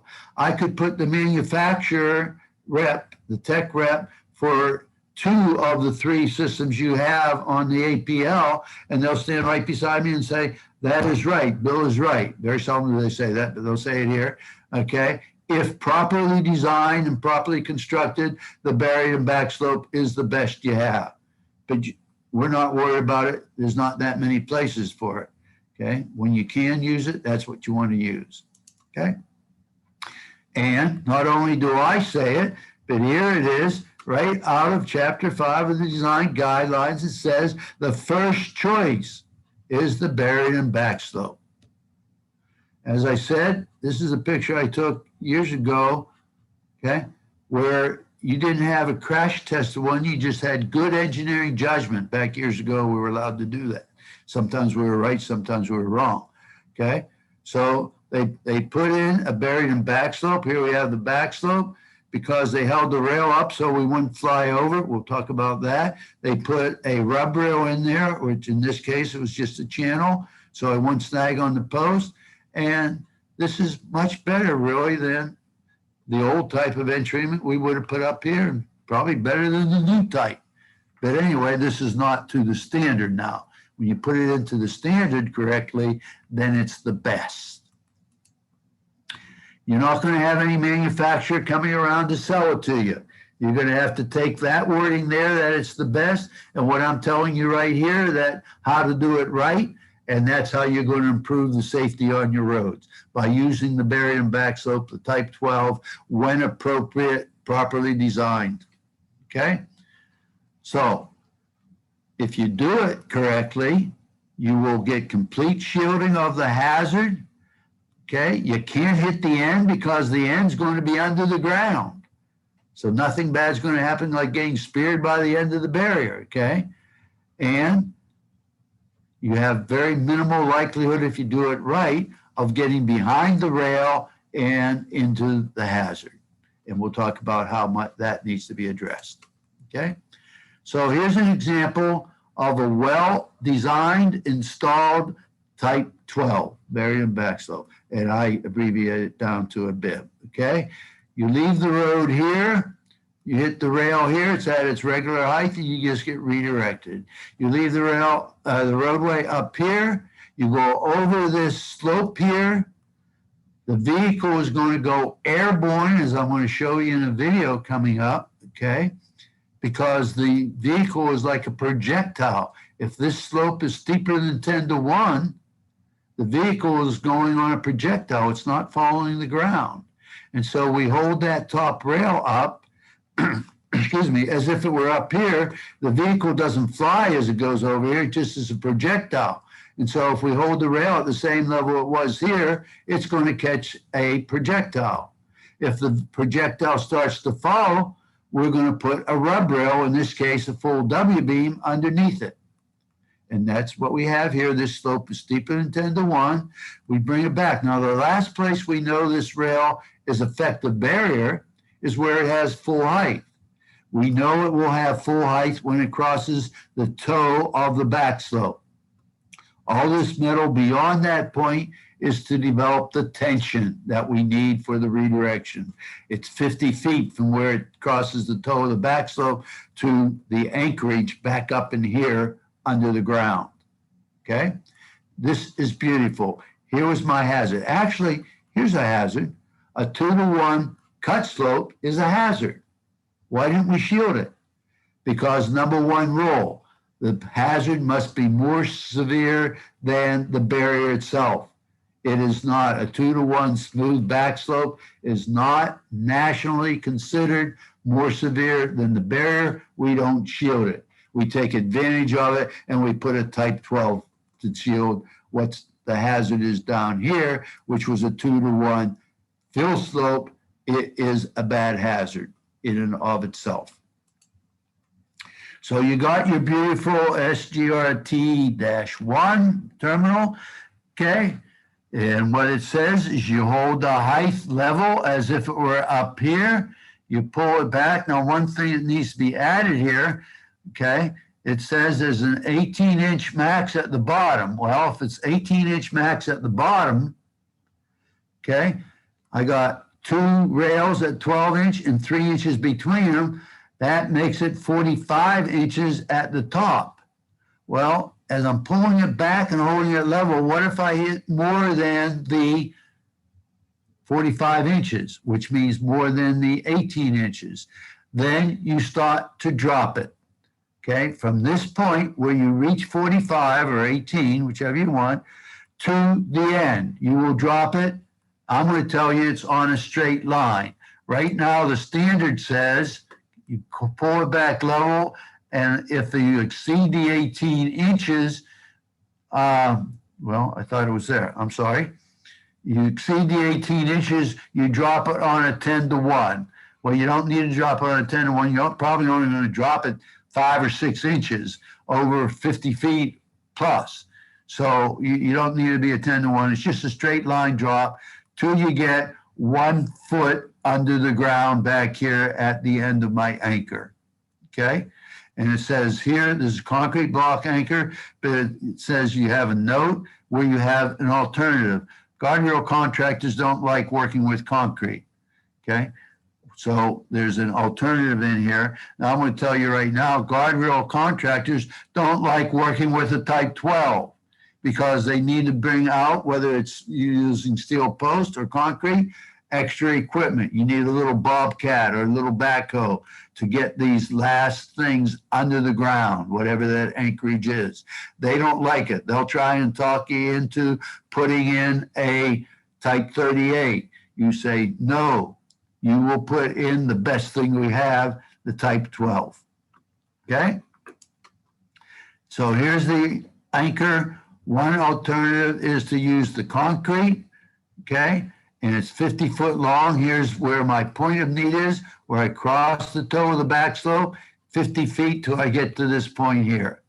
Okay, this is for a high speed. If you're on a local road that has 25 mile an hour and you have a back slope coming right down to the shoulder, use the type 12, but you don't need all 50 foot of this. Just anchor it in that slope, but make sure the anchor is appropriate. Okay. It says that the anchor will be 1 foot under the ground. Here's the 10-to-1 slope rate. That will be changed to just be a straight line, okay? But we never want to see that, whether it's concrete or a steel post. Again, it's to be 1 foot under the ground. Otherwise, it gets erosion, exposes it, and it becomes a snag hazard, okay? So this will be adjusted. Okay, so here's the alternative of using the steel post. And what they do is they either weld or bolt a steel plate onto the steel post and then put 4 holes in the valley of the W-beam. Those 4 holes are not the typical post to rail connection. We're not wanting separation here. So they can be drilled in there. It doesn't need to be any slot. And this will develop the tension in that top rail. The bottom rail will have one of these plates to develop the anchorage in the bottom. Main anchorage is coming from the top rail, okay? So this is the alternative to the concrete. Either one, but it must be done. We want it to be done, okay? On the standard, it showed a 19-inch burial. It is only a 12-inch. This will be changed to 12-inch, okay? So you're only going to hear this from me, okay? No manufacturer is going to be trying to sell this. This is competition, but they will admit it's the best.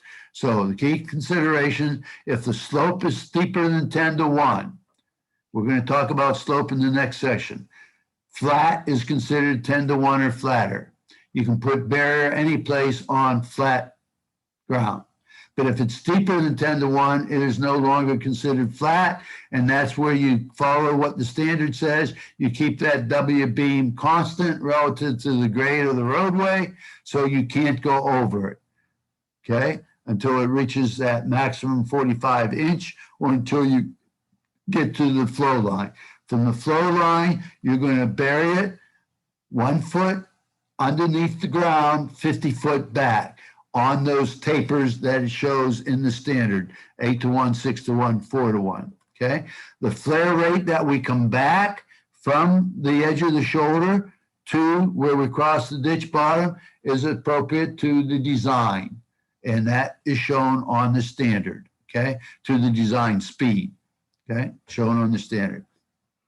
As soon as you start flaring over a slope steeper than the 10 to 1, the height beneath the W beam is 19-inch standard on a 31-inch height, 31 minus 12, okay? When it starts to increase and continues to increase, that's where you add the rub rail. And then you make sure you develop the tension with the anchor, okay? Either one of the two alternatives, okay?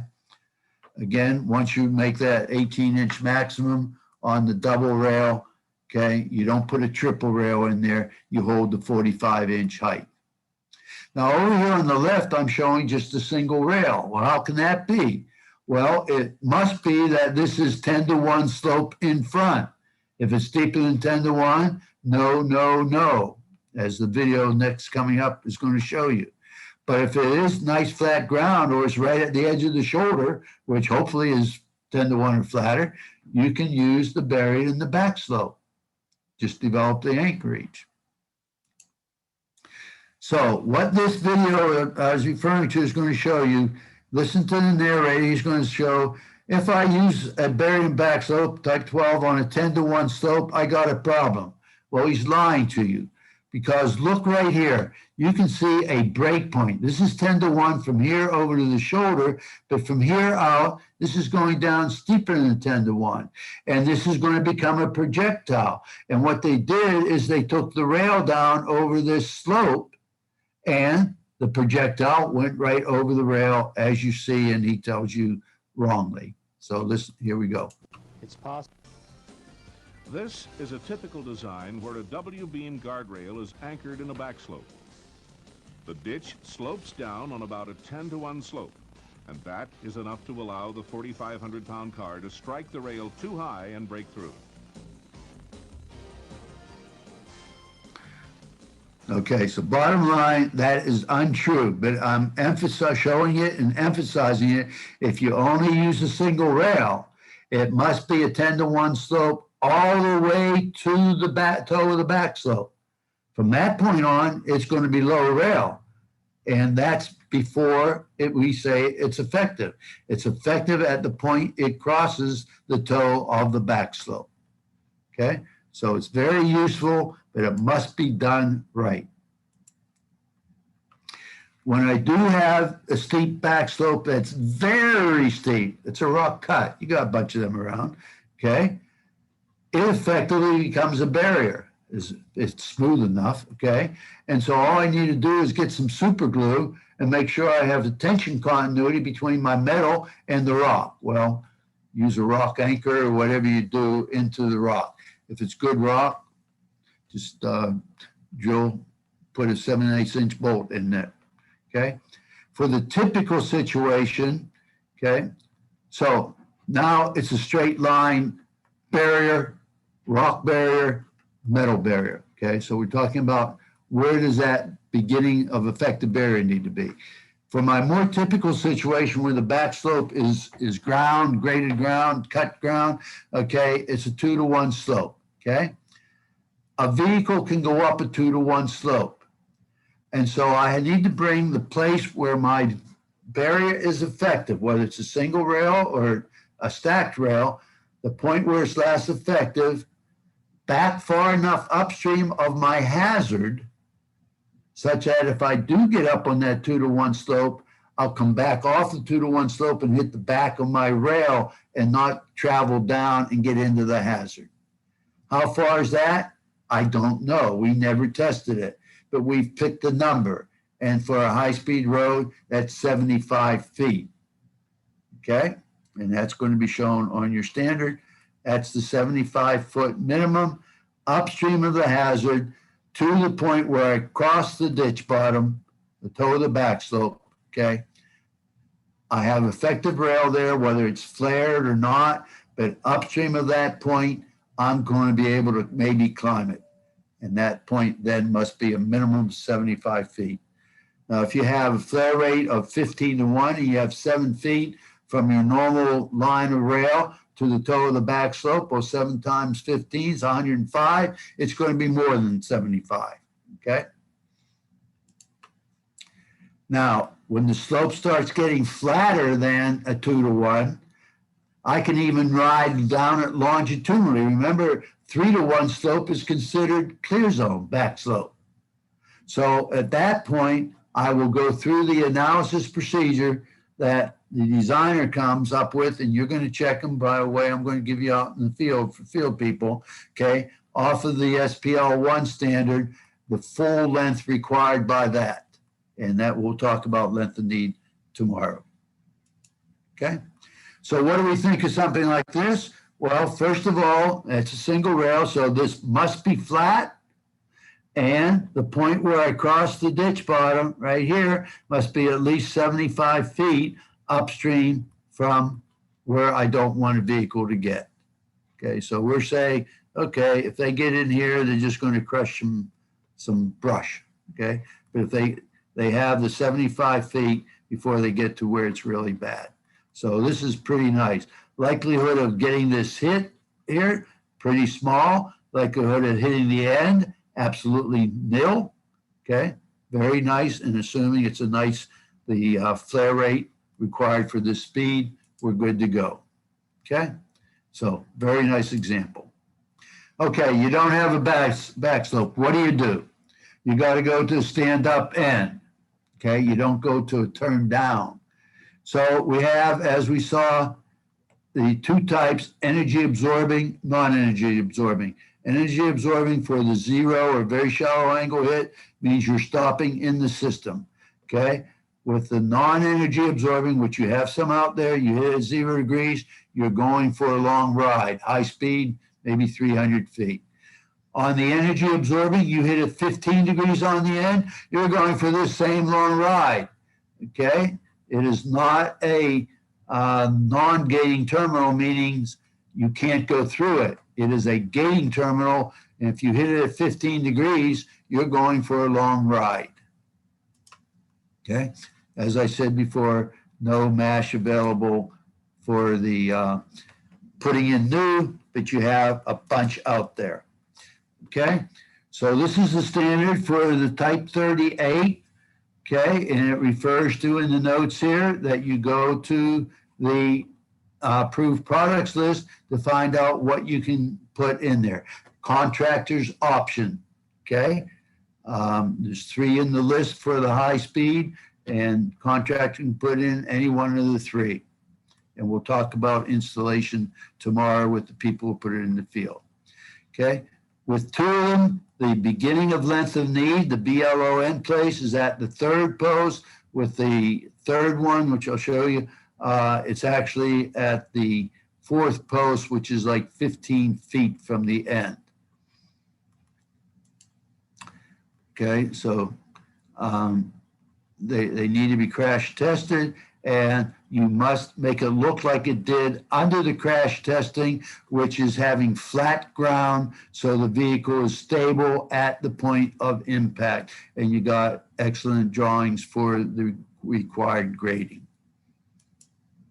Okay, so here's what you find if you go to the approved products list, qualified products list, okay? You have 3 types for the test level 3, okay? The MSKT that we've been using a whole bunch of, we have them before MASH, we have them after MASH now. We have a look-alike to the old ET, okay, which is very similar to in performance to the way the MSKT works, although MSKT people will say it's not nearly as good. These people will say it's just as good. And then we have a new guy that we've been seeing a bunch, a soft stop. This is the one that's not at the third post. So we'll look at each one of these and how they work. So the MSKT just means it's MASH. It was the SKT. What did SKT stand for? Sequentially kinking terminal. If you look over here for one that's been operated on, every 11 inches, I get a kink in the rail as I force this head here, down the rail, okay? The head works on the rail, kinking it and absorbs all the energy for a 0 degree hit. Now, there's a difference in the head that you had out in the old one and the new head you're going to see. It will still say SKT, but it's now solid in here, okay? And that's the only thing they're providing. So if you're repairing an old one, it will look like this. But this isn't the only thing that makes it MASH. Because of the bigger vehicle and so much more energy, it has a much bigger foundation here to develop the resistance, okay? It still develops the resistance for hits beyond the third post. And now in order to get the splice off of the post, the third post has a splice on the post. Beyond that, you could either get a 9-foot section or a 15-foot section so that the splice would not occur at a post. Most people are buying the 47. It develops that tension by that cable, the same cable we have in the type 13 cable anchor, okay? So that the tension in the rail comes down, goes through the attachment onto the rail and into the ground. But if I hit on the end, that cable has got to be released because the head cannot absorb the anchor. So you must know that this anchorage I have to attach the cable to the rail must come off. Very important, okay? This is installation, so I don't need to talk about it now, okay? So this is one of your now allowable. There's also a test level 2, which is just a bunch of crap. It's just shorter, but post number 1 is going to be in the same place. So the shorter amount you put out as terminal, you're going to pay for as guardrail. So it really makes no difference. It is a compression-based system. It must be on a straight line. If it's not a straight line, you'll get a kink in a bend and the head won't go down the rail. It will kink and you'll end up with possibly a spear. So compression systems must be a straight line through the length, which through this is actually 50 foot because it's 3 foot longer than the system proper. So here's a small car hitting at 0 degrees. Push the heads down, comes out the back, kinks. Remember, it's at the quarter point, so it starts to spin. That's allowed as long as I don't get penetration into the passenger compartment. It's a very nice test, okay? If I hit it with centered on the thing with a big, much heavier pickup, I'm still going to be stopped in the system. And I've kinked this rail, and it still must be a straight line. If I hit it at 15 degrees, or actually this one, they hit it at 5.5 degrees or something like that, the truck ended up 105 feet down the road here. Okay, you hit it at 15 degrees, it's going to end up 250 feet down the road. But very good performance. What does a terminal do? It shields the blunt end of a W-beam. That's what it does, and it develops the tension if it's a downstream hit. It doesn't say anything about what it's shielding. It is just the hazard. It's why the barrier's out there. It's just shielding the hazard of the end of the barrier. And this does an excellent job. The SGET, as I said, it looks a lot like the old ET. It looks a lot like the SKT. It's got a shorter head, okay? It's going to work on the rail as it pushes down. It's compression based. The rail is going to be shoved into the head as the head translates down, and it's going to not kink it, but flatten it, make a ribbon, okay? And making that ribbon absorbs all the energy for the 0 degree hit. Downstream hit beyond post 3, okay? It will transfer the tension through the cable into the ground. This one is going to be 50 foot long because it does not take the splice off of the post inside the system. So it will have 4 12-foot panels. Okay. Let's see how that works. So here comes the pickup. See the flat ribbon coming out.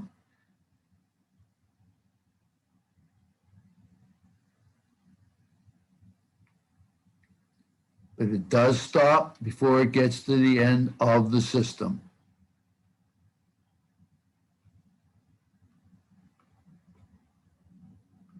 Yeah, I thought I had the small car, but I guess I don't. Okay, so that's the SGET. I have never seen it, so I can't tell you anything more about it. This one I have seen. This is a replacement by the manufacturer of the ET with a better system. Why is it better? It works in tension, as you see in the bold. Okay, I have a head on here. This is a funny looking head.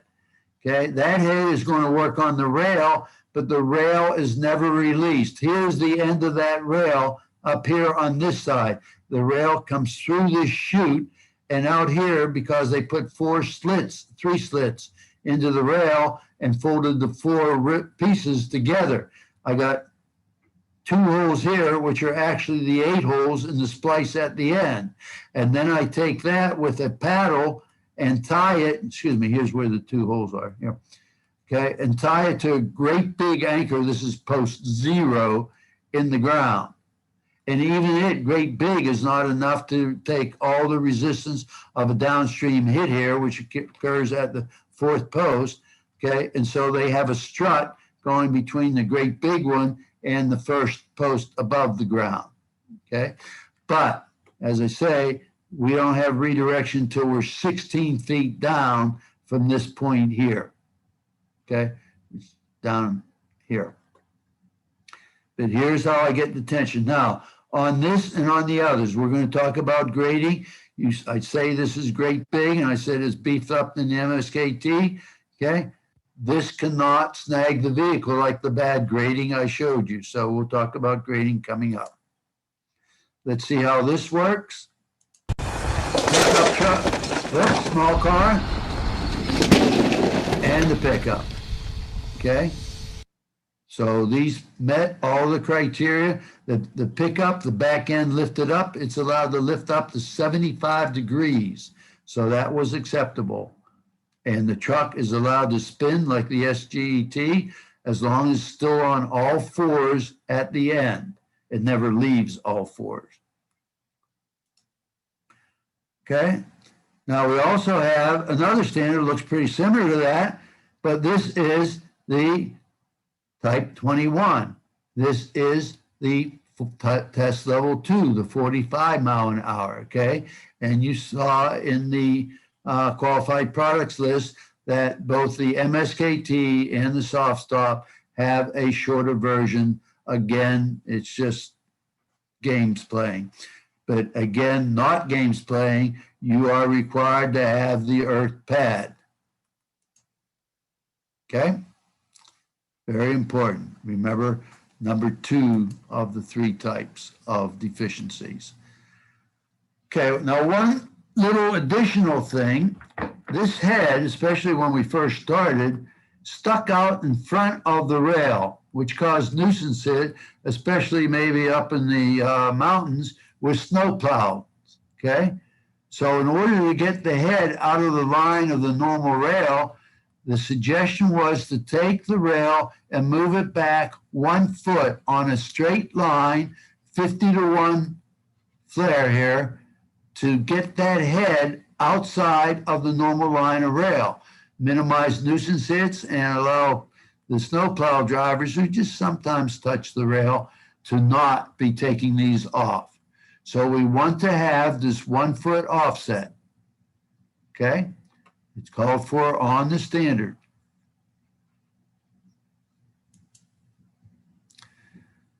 Okay. And then one other thing, for the high speed and probably for the intermediate speed, if you put in a type 21, you only have 25 feet, you get a hit on the end, 0 degrees, and you're tying that right to the guardrail to bridge rail attachment. Remember, now you have that asymmetrical element, and you can push that head through the whole length of the terminal itself. If you hit it at a higher speed, let's say somebody's going 70 miles an hour and hits a type 38, it's going to move more than the 50 foot it moved in the testing. And we want to have that extra capacity available to us. So we're going to say, if you're tying a type 38 or the type 21 onto a asymmetrical element, you will add one panel, one 12-foot panel length at the end of the terminal before you get to the asymmetrical element, okay? That just gives us more capability, and really the head on the 62-mile-an-hour hit went more than the length of the terminal for the MSKT, also for the SGET. Okay, so remember this. Typically, you're going to have a long distance of standard rail between the guardrail to bridge rail attachment and the terminal. But one place where this does happen fairly often is you have a bridge on a 2-lane roadway where you're treating all 4 corners. The corner of the left side where you've crossed the center line, okay, may not need much barrier to shield the end of the bridge rail. That's taken care of quickly, but also the hazard that you're designing for. And we're going to see this for the designer in the example problem. And you may calculate out how much length of need you need, and it's already taken care of by the transition and the terminal. But we're saying that's not enough. You got to add in the 12-foot panel, okay? Hopefully that's clear.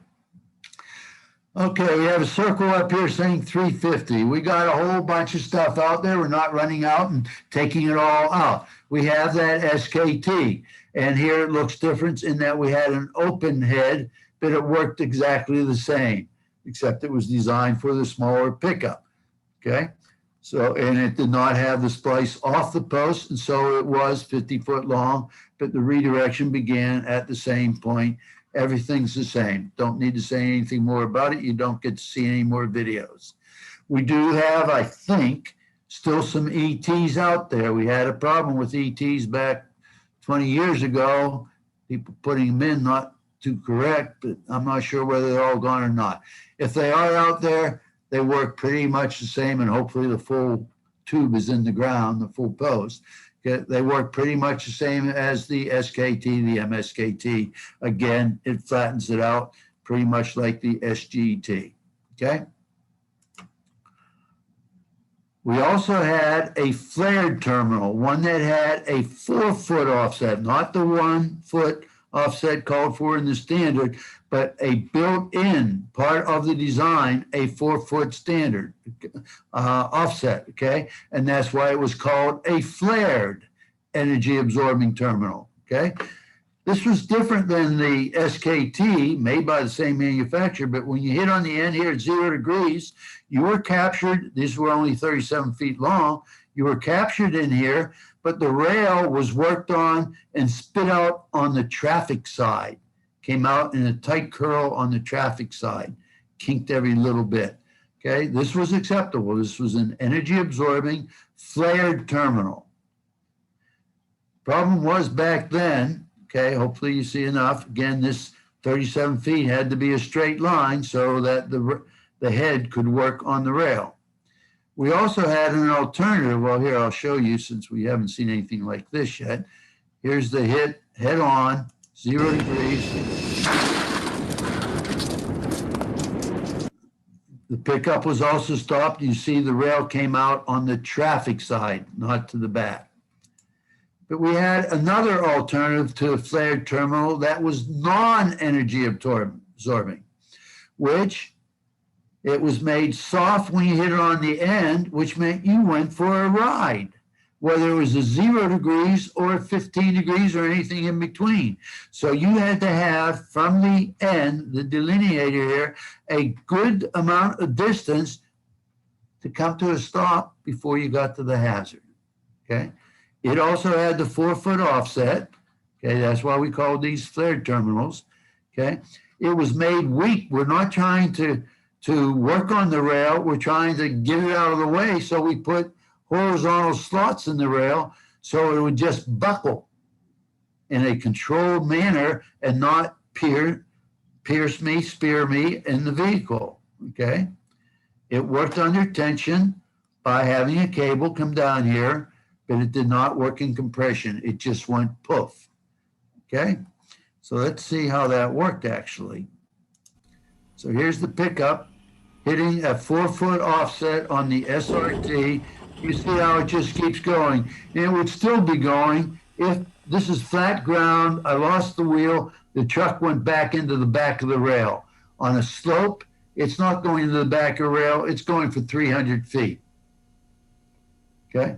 So beautiful system. Does a great job of developing tension, does a great job of shielding the end of the W-beam, but doesn't shield anything that's behind it unless it's way downstream. So that brings us to the point. You got them out there, something like this, beautiful system, okay, shields the end of this W-beam, develops tension for a hit, and what happens if I hit here at 2 degrees, 5 degrees? I'm kissing trees. This is the wrong type of terminal. We put them in all across the country. It's just wrong. And to leave it out there is, you got to go through a risk analysis. If I got 50 ADT out here, I'm probably going to leave it because it does a good job of shielding the end. But if I have 5,000 ADT out here, there's a chance somebody's going to hit here and they're going to be into here. So to leave it out there, assuming it's properly installed, you're going to have to do a risk analysis. Okay? And you probably have a bunch out there because that was the golden boy when we first got rid of the turn down. So just be aware of it.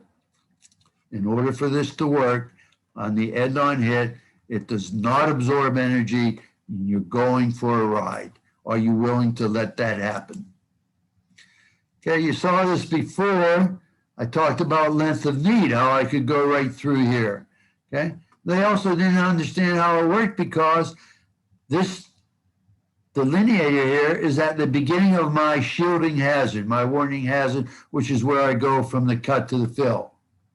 But on these terminals, my Type 38s, I don't have effective barrier until I'm down to at least the 3rd post. So even if I didn't go through the hole, but I hit at a 5 degree or 10 degree hit on the end here, I'm still in the trees. They didn't understand. So you have to understand how these work.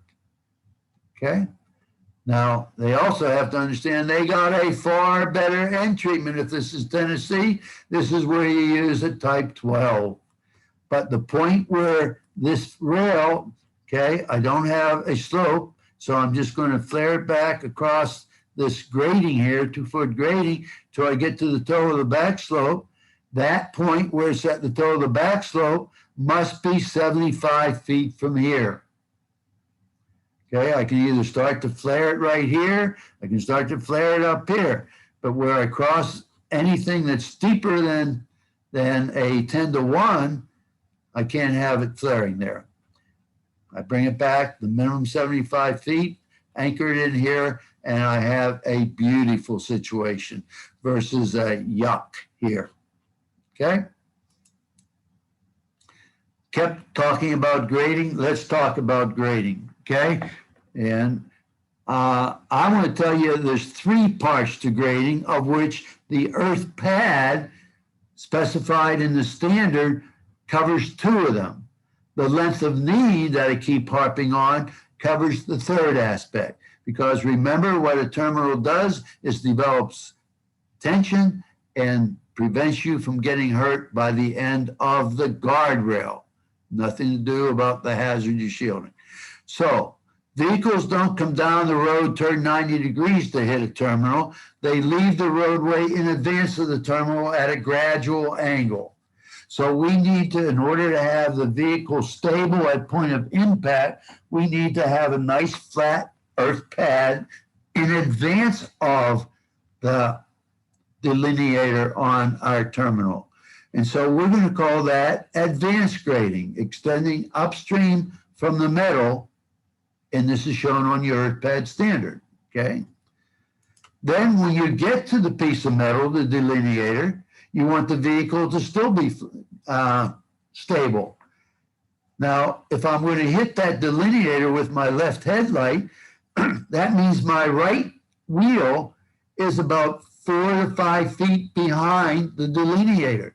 So I need to have my earth pad extend behind post 1 so that I'm still stable at the point of impact, okay? And you see a bold hidden here. For part of the earth pad requirement is, if I hit this end post, it's supposed to bust away.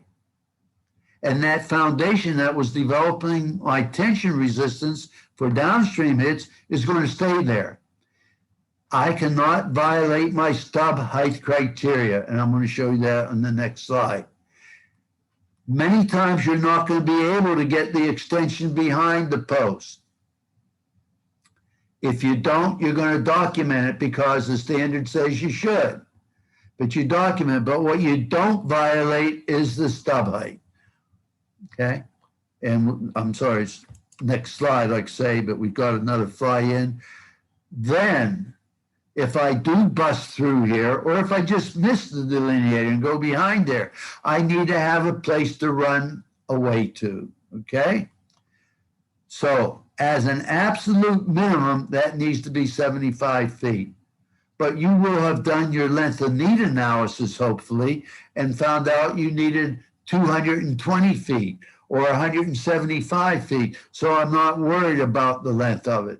But in many of your cases on the local roads, you're not even going to get 75 feet ability for the length of need, okay?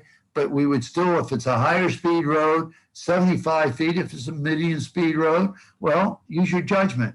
50 feet may be fine, okay?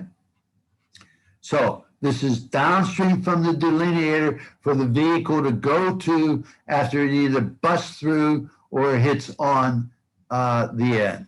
Or completely misses the end. Okay, so what is that stub height criteria? Whatever is left in the ground cannot stick up more than 4 inches to allow the vehicle to ride over it, because that's what's intended.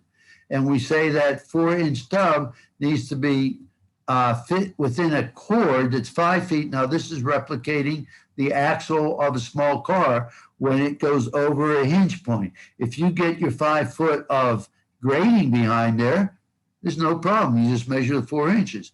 But if you only get 2 foot of grading behind there, or you only get 6 inches of grading behind there, you have to do the best you can to make sure you're as least exposed as possible so you won't snag the vehicle. Okay, if you didn't understand all that preaching at you, how about a pretty picture? So we have our advanced grading on the earth pad, okay? It develops out from our normal shoulder grading, shoulder slope break point, out to what we get to at the delineator, okay? This is the first part of the earth pad. Then at the delineator, we say we have a preferred 5 foot behind the delineator so that the right wheel is flush, essentially, with the left wheel, 10 to 1. Remember, we call that flat, okay? This is what the earth pad shows as well as it comes through the terminal itself, okay? And it ties back into the standard grading. But the run out area, the third part, extends beyond where we tie back in for a length suitable so that you, if you miss the end, can come to a stop before you hit the hazard, which is the definition of length of need, okay? So that's why it says this length B is the length of need. But I'm telling you that 95%, 90% of your projects, you're not going to get length of need. If you can, you better get it. Because if you don't, and you could, you're up the creek if something bad happens, okay? But when you can't provide it, okay, that's when we're looking for that 75 foot for the high speed, low speed. You use your good engineering judgment, okay? And how far transversely, this A distance, we would like it to be the same as what you had in advance. If you have an area here that's 15 foot wide and you get down here and you're getting into trees, well, then extend this back upstream, the 75 feet or the 55 feet, okay? Don't put an area back here because this is a run out area. It's defined for a place for the vehicle to go after it goes through either the end or it misses. If it hits beyond the third post, it's to be redirected. That's fine. But the vehicle can get back here by either missing or busting through the end. People don't understand that. The person who put that steel post, steel column behind the X light in the need for training photo did not understand that. They said it's behind metal. I don't need to do anything. Okay, so you got two standards for the earth pad. Okay, and yeah, I know it's hard and I'll blow it up, but this is the standard that we want. Okay, where you get the 5 foot offset. You develop it over this 50 foot plus, nice gradual, and you have the 1 foot offset to the face of the rail that we want to have to get this head out of the way. Very nice standard, okay? And it goes on and comes back in and ties in all part of the earth pad. If I go back up, okay? All this is part of the earth pad, but you say it ties into the normal grading, okay? So this is flat. This back here needs to be 4-to-1 or 3-to-1 if it's a cornfield back here. It needs to be clear zone. Otherwise, you pick the wrong hazard. Okay? So very nice standard. Kudos. Well, very nice standard, and you're not going to get it very often. But on a freeway interstate, you should be getting it. But on retrofit projects and on many newer projects, we're just not going to have the room to get that 5 foot. And so we have the 2R standard, the restricted location, the retrofit, where it only requires 3 foot 6 inches. Well, let me blow it up. Okay. The 3 foot 6 inches from the offset from the normal shoulder. Okay. So that gives us a little bit of back behind the post, but we're probably not even going to have our 1 foot offset here because we just don't have the room, okay, on your lesser type roads. But this was allowed, recognizing we're not going to be able to get that preferred all the time, but we'll try and get something that's still pretty good, and we still have the stub height requirement here. If you do not get this, you get what you can. You do not violate the 4-inch stub height, and you document. It is not practical to get even our retrofit reduced standard, and we're doing the best we can, and we have provided for the stub height criteria. Okay. If you're on a retrofit project, designers, remember to put in a bid item for putting this earth pad in there. This is handwork, essentially, to get this pad in. It needs to be compacted. It needs to be to a density, not to a T99 or T180, just good density, such that you don't see your foot in it when you step down, okay? But you need to pay them for all the extra work. Don't just say it's included in the earth pad as part of the terminal. It's not right. You should be paying them for the extra work they need to do. Okay. Then there's special wording in the circular letter that came out. Hopefully you all have had this and you read it. Some really good information in there. Okay. If it's missing or deficient, then you need to have the earth pad added, and it needs to be to the dimensions as shown. And under the extreme site conditions, you apply the best engineering judgment, you document, okay? and you do not violate the stub height. Okay, so this was just recognizing you're not even going to get the standard in many cases for the local roads. Hopefully less so for the others. Okay, quickly, some things you have out there. Okay, a turn down. Hopefully you all know it's not going to work. Show you the quick video. We have BCTs. You probably have them out there, and you have modified eccentric load. Okay, if you can't imagine what's going to happen on that turn down, here's the video. Okay, very lovely. No, that's a failed test. Okay, so when we figure that out, and this is nationwide, we went to a BCT.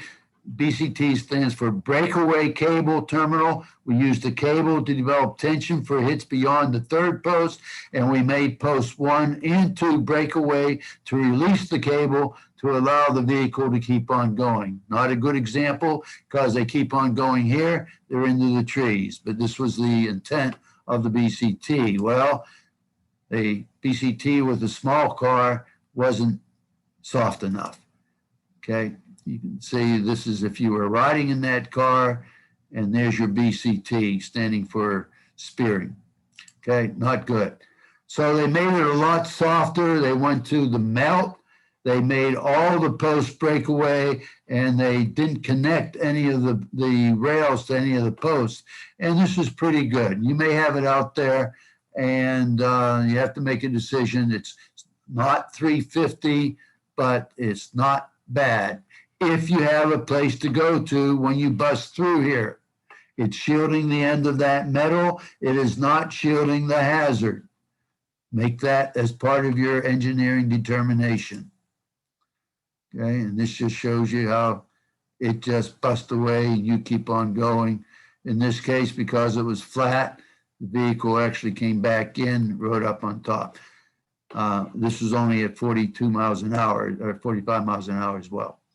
Okay, so you have stuff out there you're going to have to make decisions about. There is no easy answer. It's hard. Document. Make sure you show that you thought about it. And that's it. It's not a great big document. It's just something to have to go to in case something bad happens, which you hope doesn't, because you're riding the roads. Okay, so enough talking about the terminals. You got questions? Send them in. Okay, final session for the day. So we saw testing in an ideal situation, and we cannot replicate that or not expect to see exact type of airports, which is where the testing was done in the field. So we want to try to replicate as best we can the field condition so that the systems will perform the way they did in the testing. And we have 5 principles we talk about to try to make it as similar to the testing condition as we can. So that's what this session here is going to just talk about, the 5 principles for getting an optimal guardrail installation as close as we can to it. Okay. Oh, there it is again. Okay. We don't want to get to having to put in guardrail if we don't need to. Okay. So not going to say any more about that, but I'm getting in the way. We got a question. Okay. So the question says, I guess everybody can see this, end terminals 38 and 21s installed on curved alignment. I wanted to talk to you, Ali, about that before. I don't know who you got to send it in. So for designers, you have to be aware of this. The manufacturers of the, at least the 2 that I'm aware of, the MSKT and the Soft Stop, state very specifically that their products, the MSKT and the Soft Stop, must be installed on a straight line. Okay, so in your design, you have to allow for the placement to be done on a straight line. Now, this can be on a soft curve as long as you can pull a string line, a cord 50 foot on the radius of the curve so that you can place the terminal on that straight line, okay? And that's all they're going with because that's how it was tested. And for the compression-based 38, okay, I mentioned if it has a bend in it, it could then buckle around that bend and will not perform as desired. I said the third type, the new guy on the block, is a tension-based.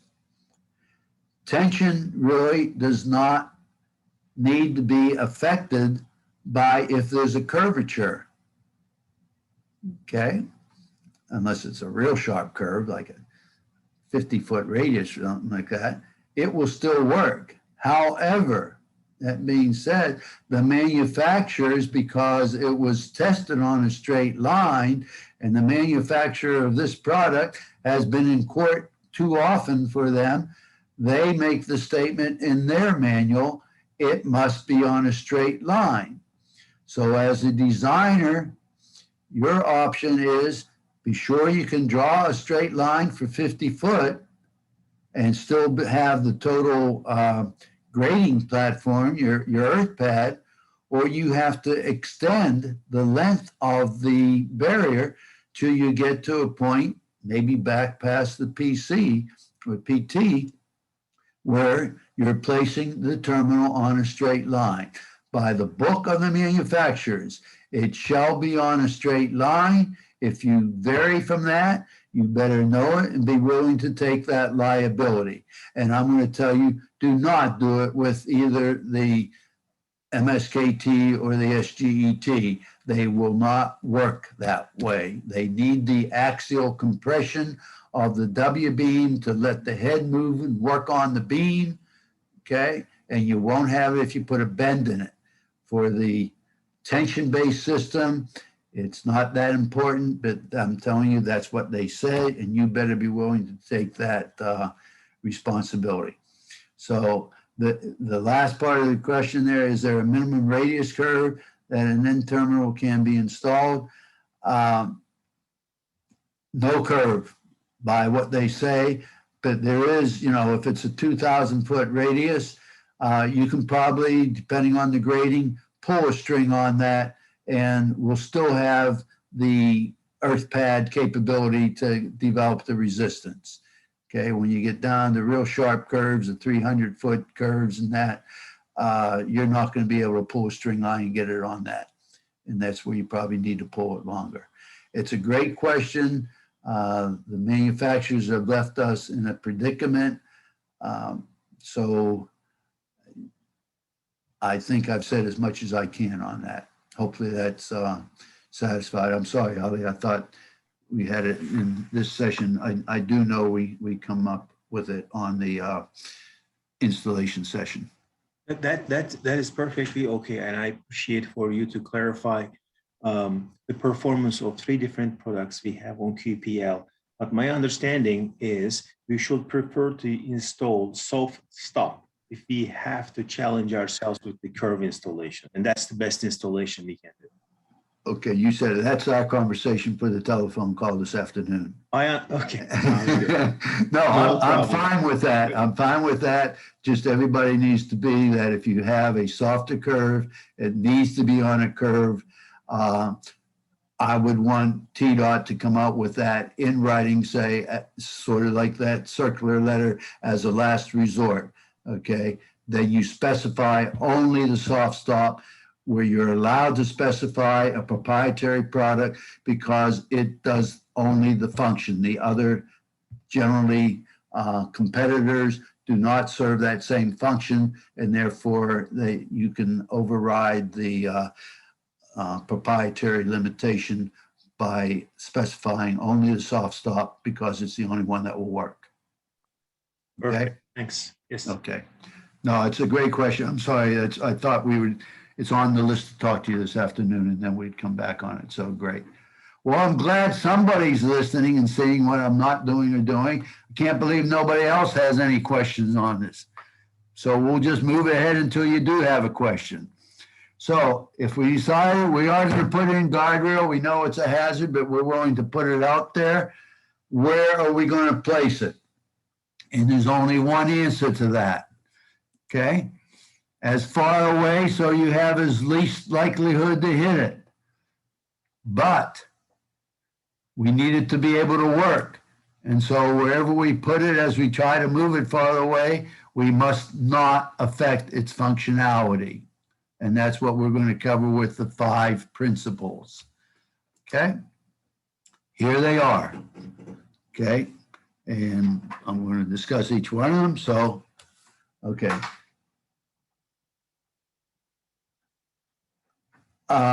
Okay.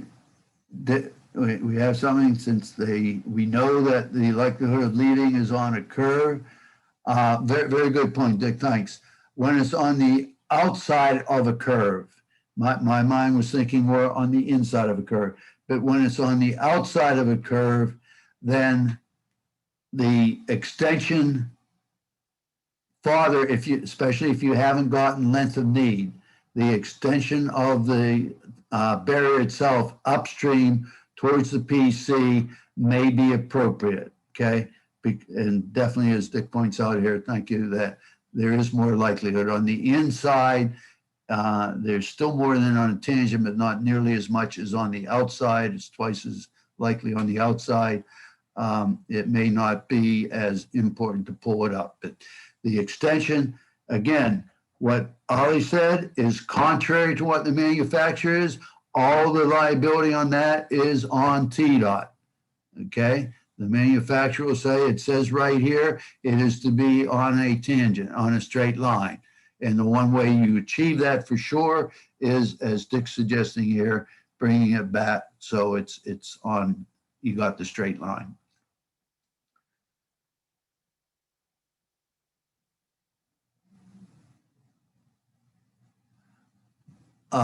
Great question. Okay, boy, you opened the can of worms here. Okay, great question about on the maintenance contract where all they have to do is put it in by a qualified product list. You maybe want to start adding in those contracts a second bid item, which is solely the soft stop. Okay, it should come in unless they've been preferring to use the MSKT, and that would be different for them. And then, okay, you pay more because that's what it takes. But that's what I would suggest on your current contracts. How sweet talking can you be? Okay, but you understand, you saw how they worked. Okay, you know that the MSKT and the SGET must be a straight line to develop that axial compression strength of the rail for it to work. It ain't going to work if it's on a curve, okay? Whereas nobody's tested the soft stop on the curve, and I'll use Ollie's term, the soft curve, but it's pretty probable it would be able to work, but can't give you the exact answer. Let's go to the next question. I've ran into this 3 times. Very low ADT, 20 ADT, okay, and low speed and gravel road. That will work for a bridge with those conditions. I'll go back to, if you remember when I said, I think, do we need barrier? In the session number 1, you will see a slide that was even on the outside of a curve of a bridge rail at an intersection. I said, we'll talk about that later, but whether it's at an intersection or on a tangent, if I had 20 ADT and 25 mile an hour speed, operating speed on it, it's going to have an object marker in front of the end. Okay, and probably only on the near side, not even on the far side. But this is a risk determination, and you better have some documentation that we feel this is the most effective approach for this condition. On the conditions you're saying here, Emma, I mean, to go into that and put in the standard 4 end treatments with a transition and a terminal, it's to me ridiculous. But I'm not the judge in the court. So as I said, making that decision on even putting in barriers is very difficult. This one would be, I think you could find a lot of support for putting up an object marker for the condition that you've stated here. Again, like I said on the photo, if it was 50 miles an hour and 5,000 ADT, totally inappropriate. And don't ask me where it changes from appropriate to inappropriate. It's a great question, and I don't have the answer. That's what Ollie's there for.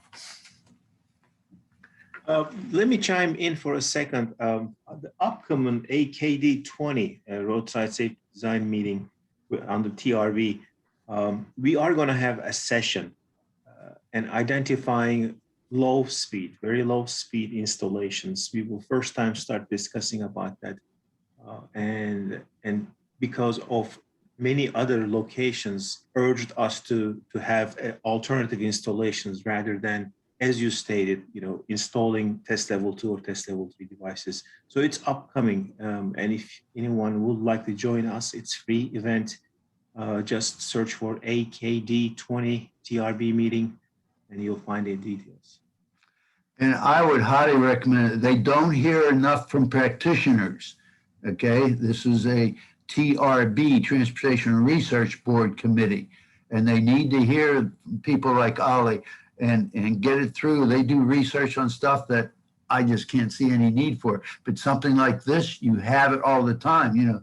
Emma says 3 times, and it just happens all the time. We need to have an answer to this so that it's not one person's opinion or something. So great, Ollie. Thanks for bringing that up. And you people out there who come across this every day, put your 2 cents in to get it heard.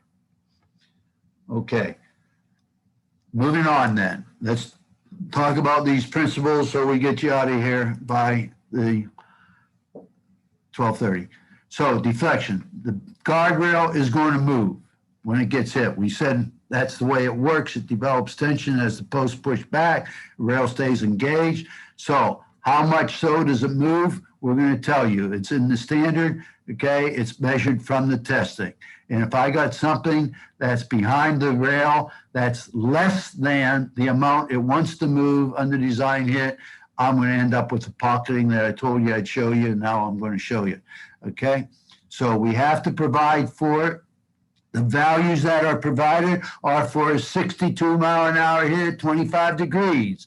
You're in a local condition on a local road, and I won't even go down as far as Emma's are, but you got 35 mile an hour and 500 ADT. You're not going to be hitting and getting the amount of deflection. You can change it, but you need to make a good engineering approach to it, and you need to document it because the standard says you will have 3.5 feet. Okay, if you only have 1.5 feet on that type of road, that may be perfectly fine. Okay, so remember that these values are based upon the high-speed testing. And then we have one other consideration where the barrier doesn't even move. Okay. Or if it does move, but we're hitting it with a higher center of gravity vehicle, the vehicle is going to lean over. And even on the rigid barriers, it can lean over quite a bit. This gets into a term we call ZOI, zone of intrusion, that the vehicle actually penetrates behind the barrier, okay? And that can, on some cases, can be a real bad situation. So just be aware of that. Okay, so this is how we typically depict the deflection criteria, measured in this case from the back of the post to the face of the vertical rigid object. We're going to measure that under the test condition, and then we're going to try and provide that in the field. Okay, where do we go to find it? What to use? We go to the SPL 6, I told you, and it says for standard 6-foot spacing, we will have 3-foot 6-inch clearance required. Okay. Now, what happens if I have less than 3'6"? Can I stiffen up my system? Yes. Okay. And on the same standard, it says if you go down to half post spacing, Tennessee's a little conservative. They say you can reduce this value here down to 3 feet. And if you go down to quarter post spacing, you can go down to 2'6". Now, we've actually tested for MASH with the quarter post spacing, and they ended up with 1'6". Now, there's nothing the matter with being bigger than that. It's just more conservative. Going less than that is a problem, okay, on a high-speed road. These are based on that high speed. So be aware of the principle of deflection. It's going to move. Make sure you provided for it adequately, okay? If the standard system is adequate for the conditions, document it. If you don't have the value shown here, if you can stiffen it up, do it so. If you still can't get there, you end up, even with quarter post spacing, you only have 1.5 foot. Maybe that's all you need, but you document that you recognize it's less than the standard and you believe engineering-wise it is acceptable. Okay. Now, Ali asked me to put this in. If it's lean over, it doesn't really matter because these aren't designed for trucks. Remember, I told you W-beam does not have a test level 4 or above rating right now. But if it's rigid barrier you have, okay, then you have to watch out. And if it's a vertical object that you're concerned about, the truck lean over, you may have to change from the W-beam to concrete. That would be like on the outside of a curb, like Dick brought up, okay, where you have enough trucks that is likely to have that lean over. You don't want to be putting the W-beam in front of that. Okay, now there is a little discrepancy right now. Ollie's going to take care of it just to bring it up. Anybody who goes to sleep with these standards and have them all memorized, okay, on the SGR 31-1C, there's a note that says 4 feet. That will be changed to the 3.5 feet, okay. So this person didn't read the notes or any place else. If this is standard 6-foot spacing, which you can see, here's a 12-foot panel, and we got 2 spaces. We certainly do not have 3'6" or even 2'6" behind there. And we can get pocketing there for somebody coming down, hitting in advance and pushing it back. Pocketing is not good, okay?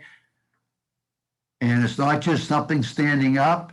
Here we have the head wall sticking up above the ground. That's going to stop these posts from moving backwards, okay? Remember we said we want the post to move back and then the rail to separate and have the total capability to move as much as it needs to be. So on this, we probably don't have an adequate for if this is high speed, okay? And the other thing, isn't this a lovely object marker, okay? Well, I'm worried about the person coming the other way. So I think I would take that object marker and turn it around and put it on this side, but whatever, okay? This is pocketing. I keep mentioning it. What it was is the vehicle hits up here, wants to push the post back, push the rail back, okay? It goes until it can no longer go. If this pull wasn't here, we'd have a nice arc here, okay? But the pull says, you're not pushing me out of the way, and we do not get smooth redirection. Okay, so deflection is a very important concept. We want to address it and make sure we've considered it appropriately. Okay, second principle, slope in front of the barrier. Okay, all the testing we did was on flat ground. I said we define flat ground as 10-to-1 or flatter. If this ground going from either the edge of the paving or some break point out here goes down steeper than 10-to-1, this vehicle, as Dick pointed out, likely to go off the road on the outside here. It's going to be a projectile. This could make this effective height of the barrier like 20 inches, and it ain't going to work on a high-speed road, okay?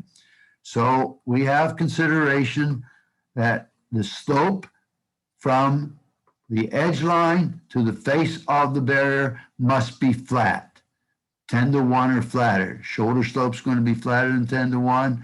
After the edge of the paving cannot be steeper than 10-to-1. I keep mentioning projectile. I'm going to show you projectile. Okay, this is a 6-to-1 slope here coming down from the break point. This is the old guardrail, 27-inch guardrail with steel block out. That's not the important thing. It's the projectile of this Chrysler New Yorker you're going to see. So here it's coming 25 degrees, 60 miles an hour, goes over the slope break point, goes airborne, and that makes the effective height of the barrier very low, critically low. There you see it's separated from the ground. It does not follow the ground. It goes as a projectile. This is important for all the aspects we've talked about, like on the bib, like on now placement of barrier on a slope. Okay, well, that's that old crap. We know that's not good, right? What about the new stuff? Hey, we got a, why isn't it going? We got a new system here, 31-inch system. It's great. We even made it stronger. It will work great, right? So, I'm not so sure about a 6-to-1, but here, I'm going to put it on an 8-to-1 slope coming down off the slope break point, and I'll calculate out where the worst place where I get maximum separation of the vehicle from the height of effective height of the guardrail is, and I'm going to test it there just to show you how good it is. So here comes a pickup truck. You can see how it goes airborne on the 8-to-1.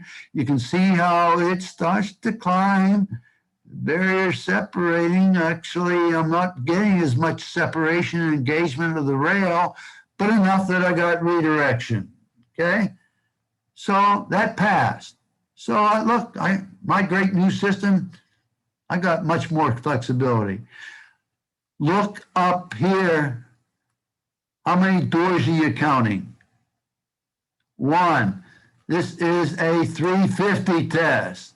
And if that had been a MASH pickup, it probably would have gone right over. So do not violate slope in front. Make it 10-to-1 in front. If you don't have the 10-to-1, you move it up so the face of the rail is at the slope break point as shown on your standards.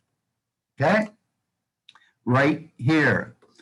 It says as long as I'm flat, I put the face of the rail right at the slope break point. If it is 6-to-1 or steeper, or flatter slope from the slope break point, I use my standard 6-foot post. If it's steeper than 6-to-1, but no steeper than 2-to-1, I still put my facer rail at the slope break point, but I change to an 8-foot long post. No more posts, just longer post, okay? Now it also says for this detail that if I have a 10-to-1 here and my shoulder slope was, say, 0.06, rather than measuring from the ground here, it says put a straight edge on the shoulder slope, and the difference between 0.06 and 0.10 in 2 feet is actually about 1 inch, okay? So it says measured from the shoulder slope extended, okay? This was real important under the old G4 27-inch, probably not so important now under our 31-inch, but this is what your standard says. So that's how it should be built, okay? When it's more than the 2 feet, then you are going to measure from, this must be 10-to-1. You cannot be out here if it's steeper than 10-to-1, okay? So the facer rail is at, I meant to pull, I know Ollie pulled this over for me. Facer rail is at the shoulder break point. 10-to-1, same thing about the post, depending upon what the slope behind there, and we'll talk about that because that's principle number 4. Okay, all shown on this standard SPL 6. Okay, so why would I do this? Because it's less likely to get hit. The farther away I can get it, the better. But if this is going to get all rutted up and not be relatively smooth, we may be better off bringing the rail in here and putting it maybe only 2 foot off or something, okay? But remember that golden rule, the farther away, the better. But again, and I believe Ollie's going to add in here 10-to-1 or flatter. So what do we have here? I doubt this is a 10-to-1 slope.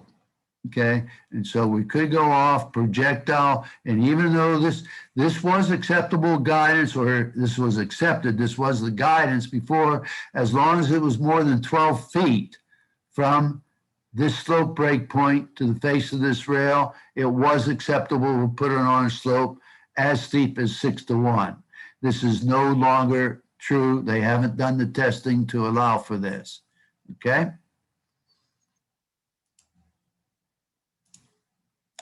Okay, what is the effective curb? Curb we typically use for draining. Well, we'll see that coming up. But we know if we hit a curb, it is not a barrier. We will go past it and it will push our vehicle up. So why do we use curbs? To channelize traffic, limit the right of way, okay? Primarily it's an erosion, drainage control, okay? Again, I repeat, do not think a curb, even under medium speed, even under low speed, it is not a barrier, okay? We took that word out of the geometric design policy. It's only a vertical curb. It's got to be a lot higher than 6 inches or 8 inches. When we get it in combination with the curb, it becomes problematic. We're not sure what's going to happen. Ideally, we would not have it. Should be discouraged, but we will have it. So what can we do? Well, long time ago, they did some testing. Okay, However, when the same configuration is tested with a 4,500-pound car at 60 miles per hour and 25 degrees, you see very marginal performance. Only better than with the 6-inch curb. This is a 4-inch curb.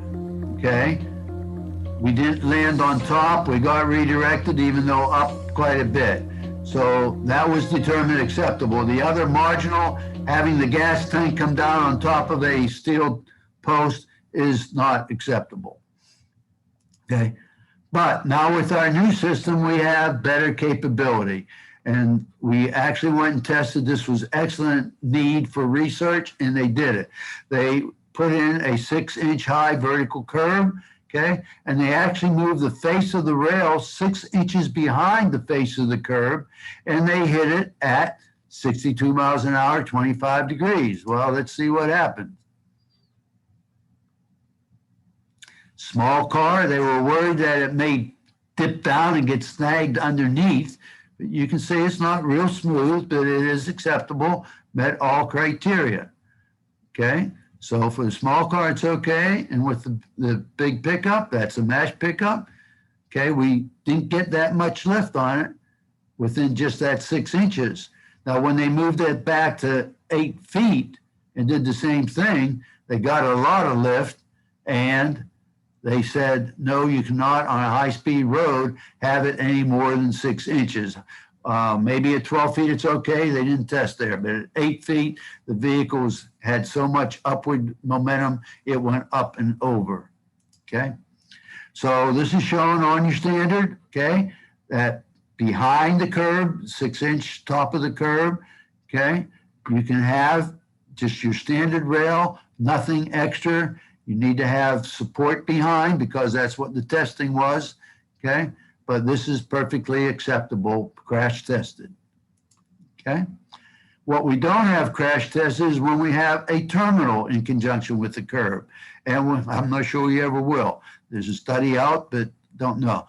If you have to have a curb in conjunction with a terminal, you know, the right words or the textbook answer is no curb in conjunction with the terminal.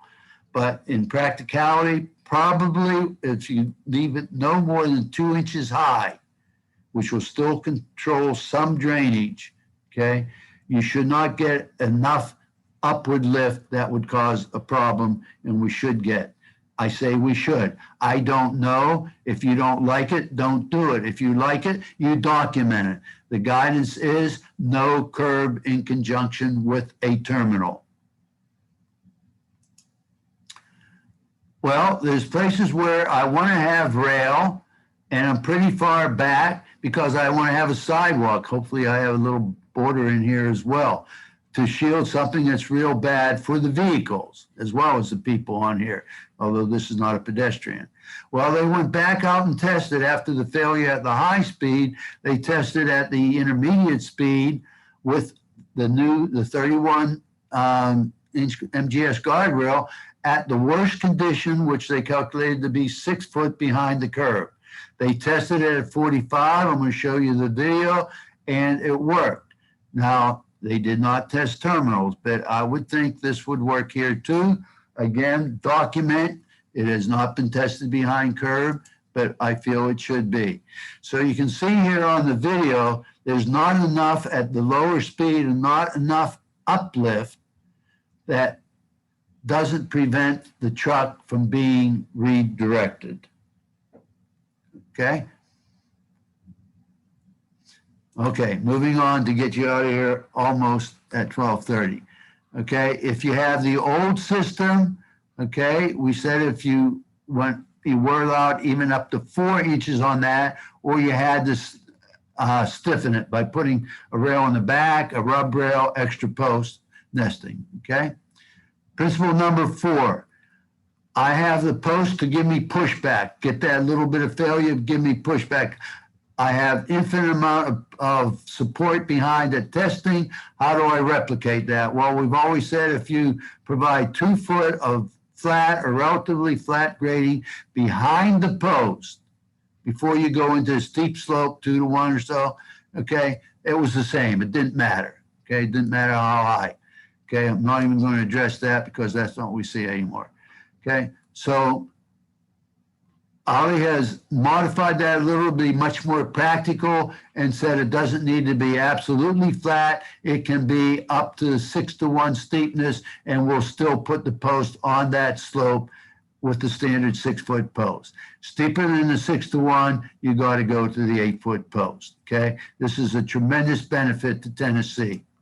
They just haven't done any testing, okay? Where possible, we want the 2 foot to mimic the other, but this is what is allowed. This is in the circular letter again to be what the real world is out there, okay?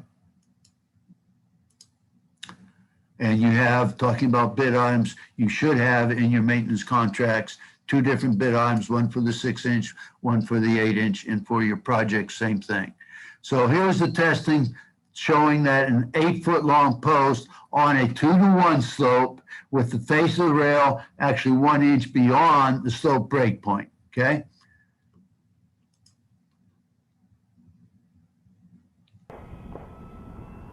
So same 25 degrees, miles an hour, and you see very nice performance. And actually not much more deflection. Deflection for the standard is like 51, 48.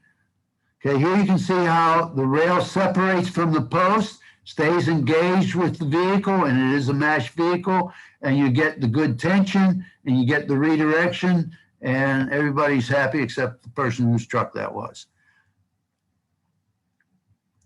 Now, is that going to work for the small car? Well, here it comes. And again, you see the same performance. And this next very quickly shows the separation of the post from the rail that we're looking for.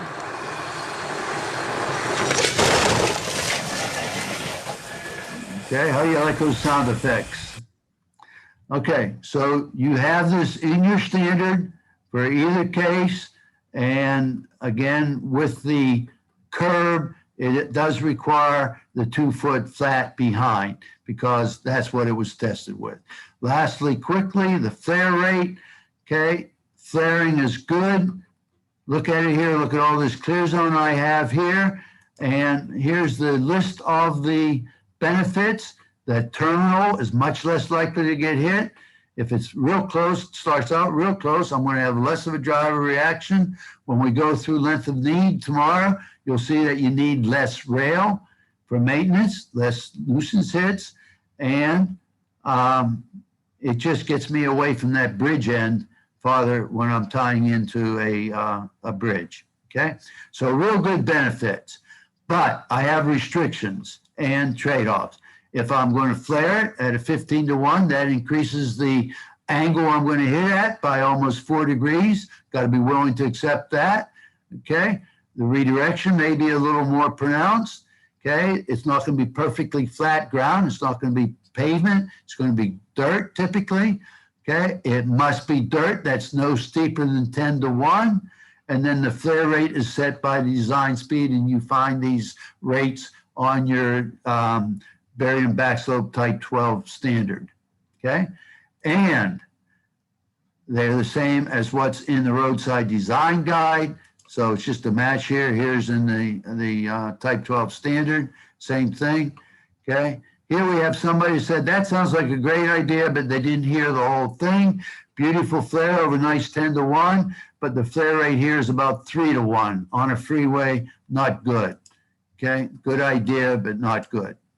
So that's it. I won't go over what we talked about because I've taken you 5 minutes past your time, but we will stay here for anybody who has any questions.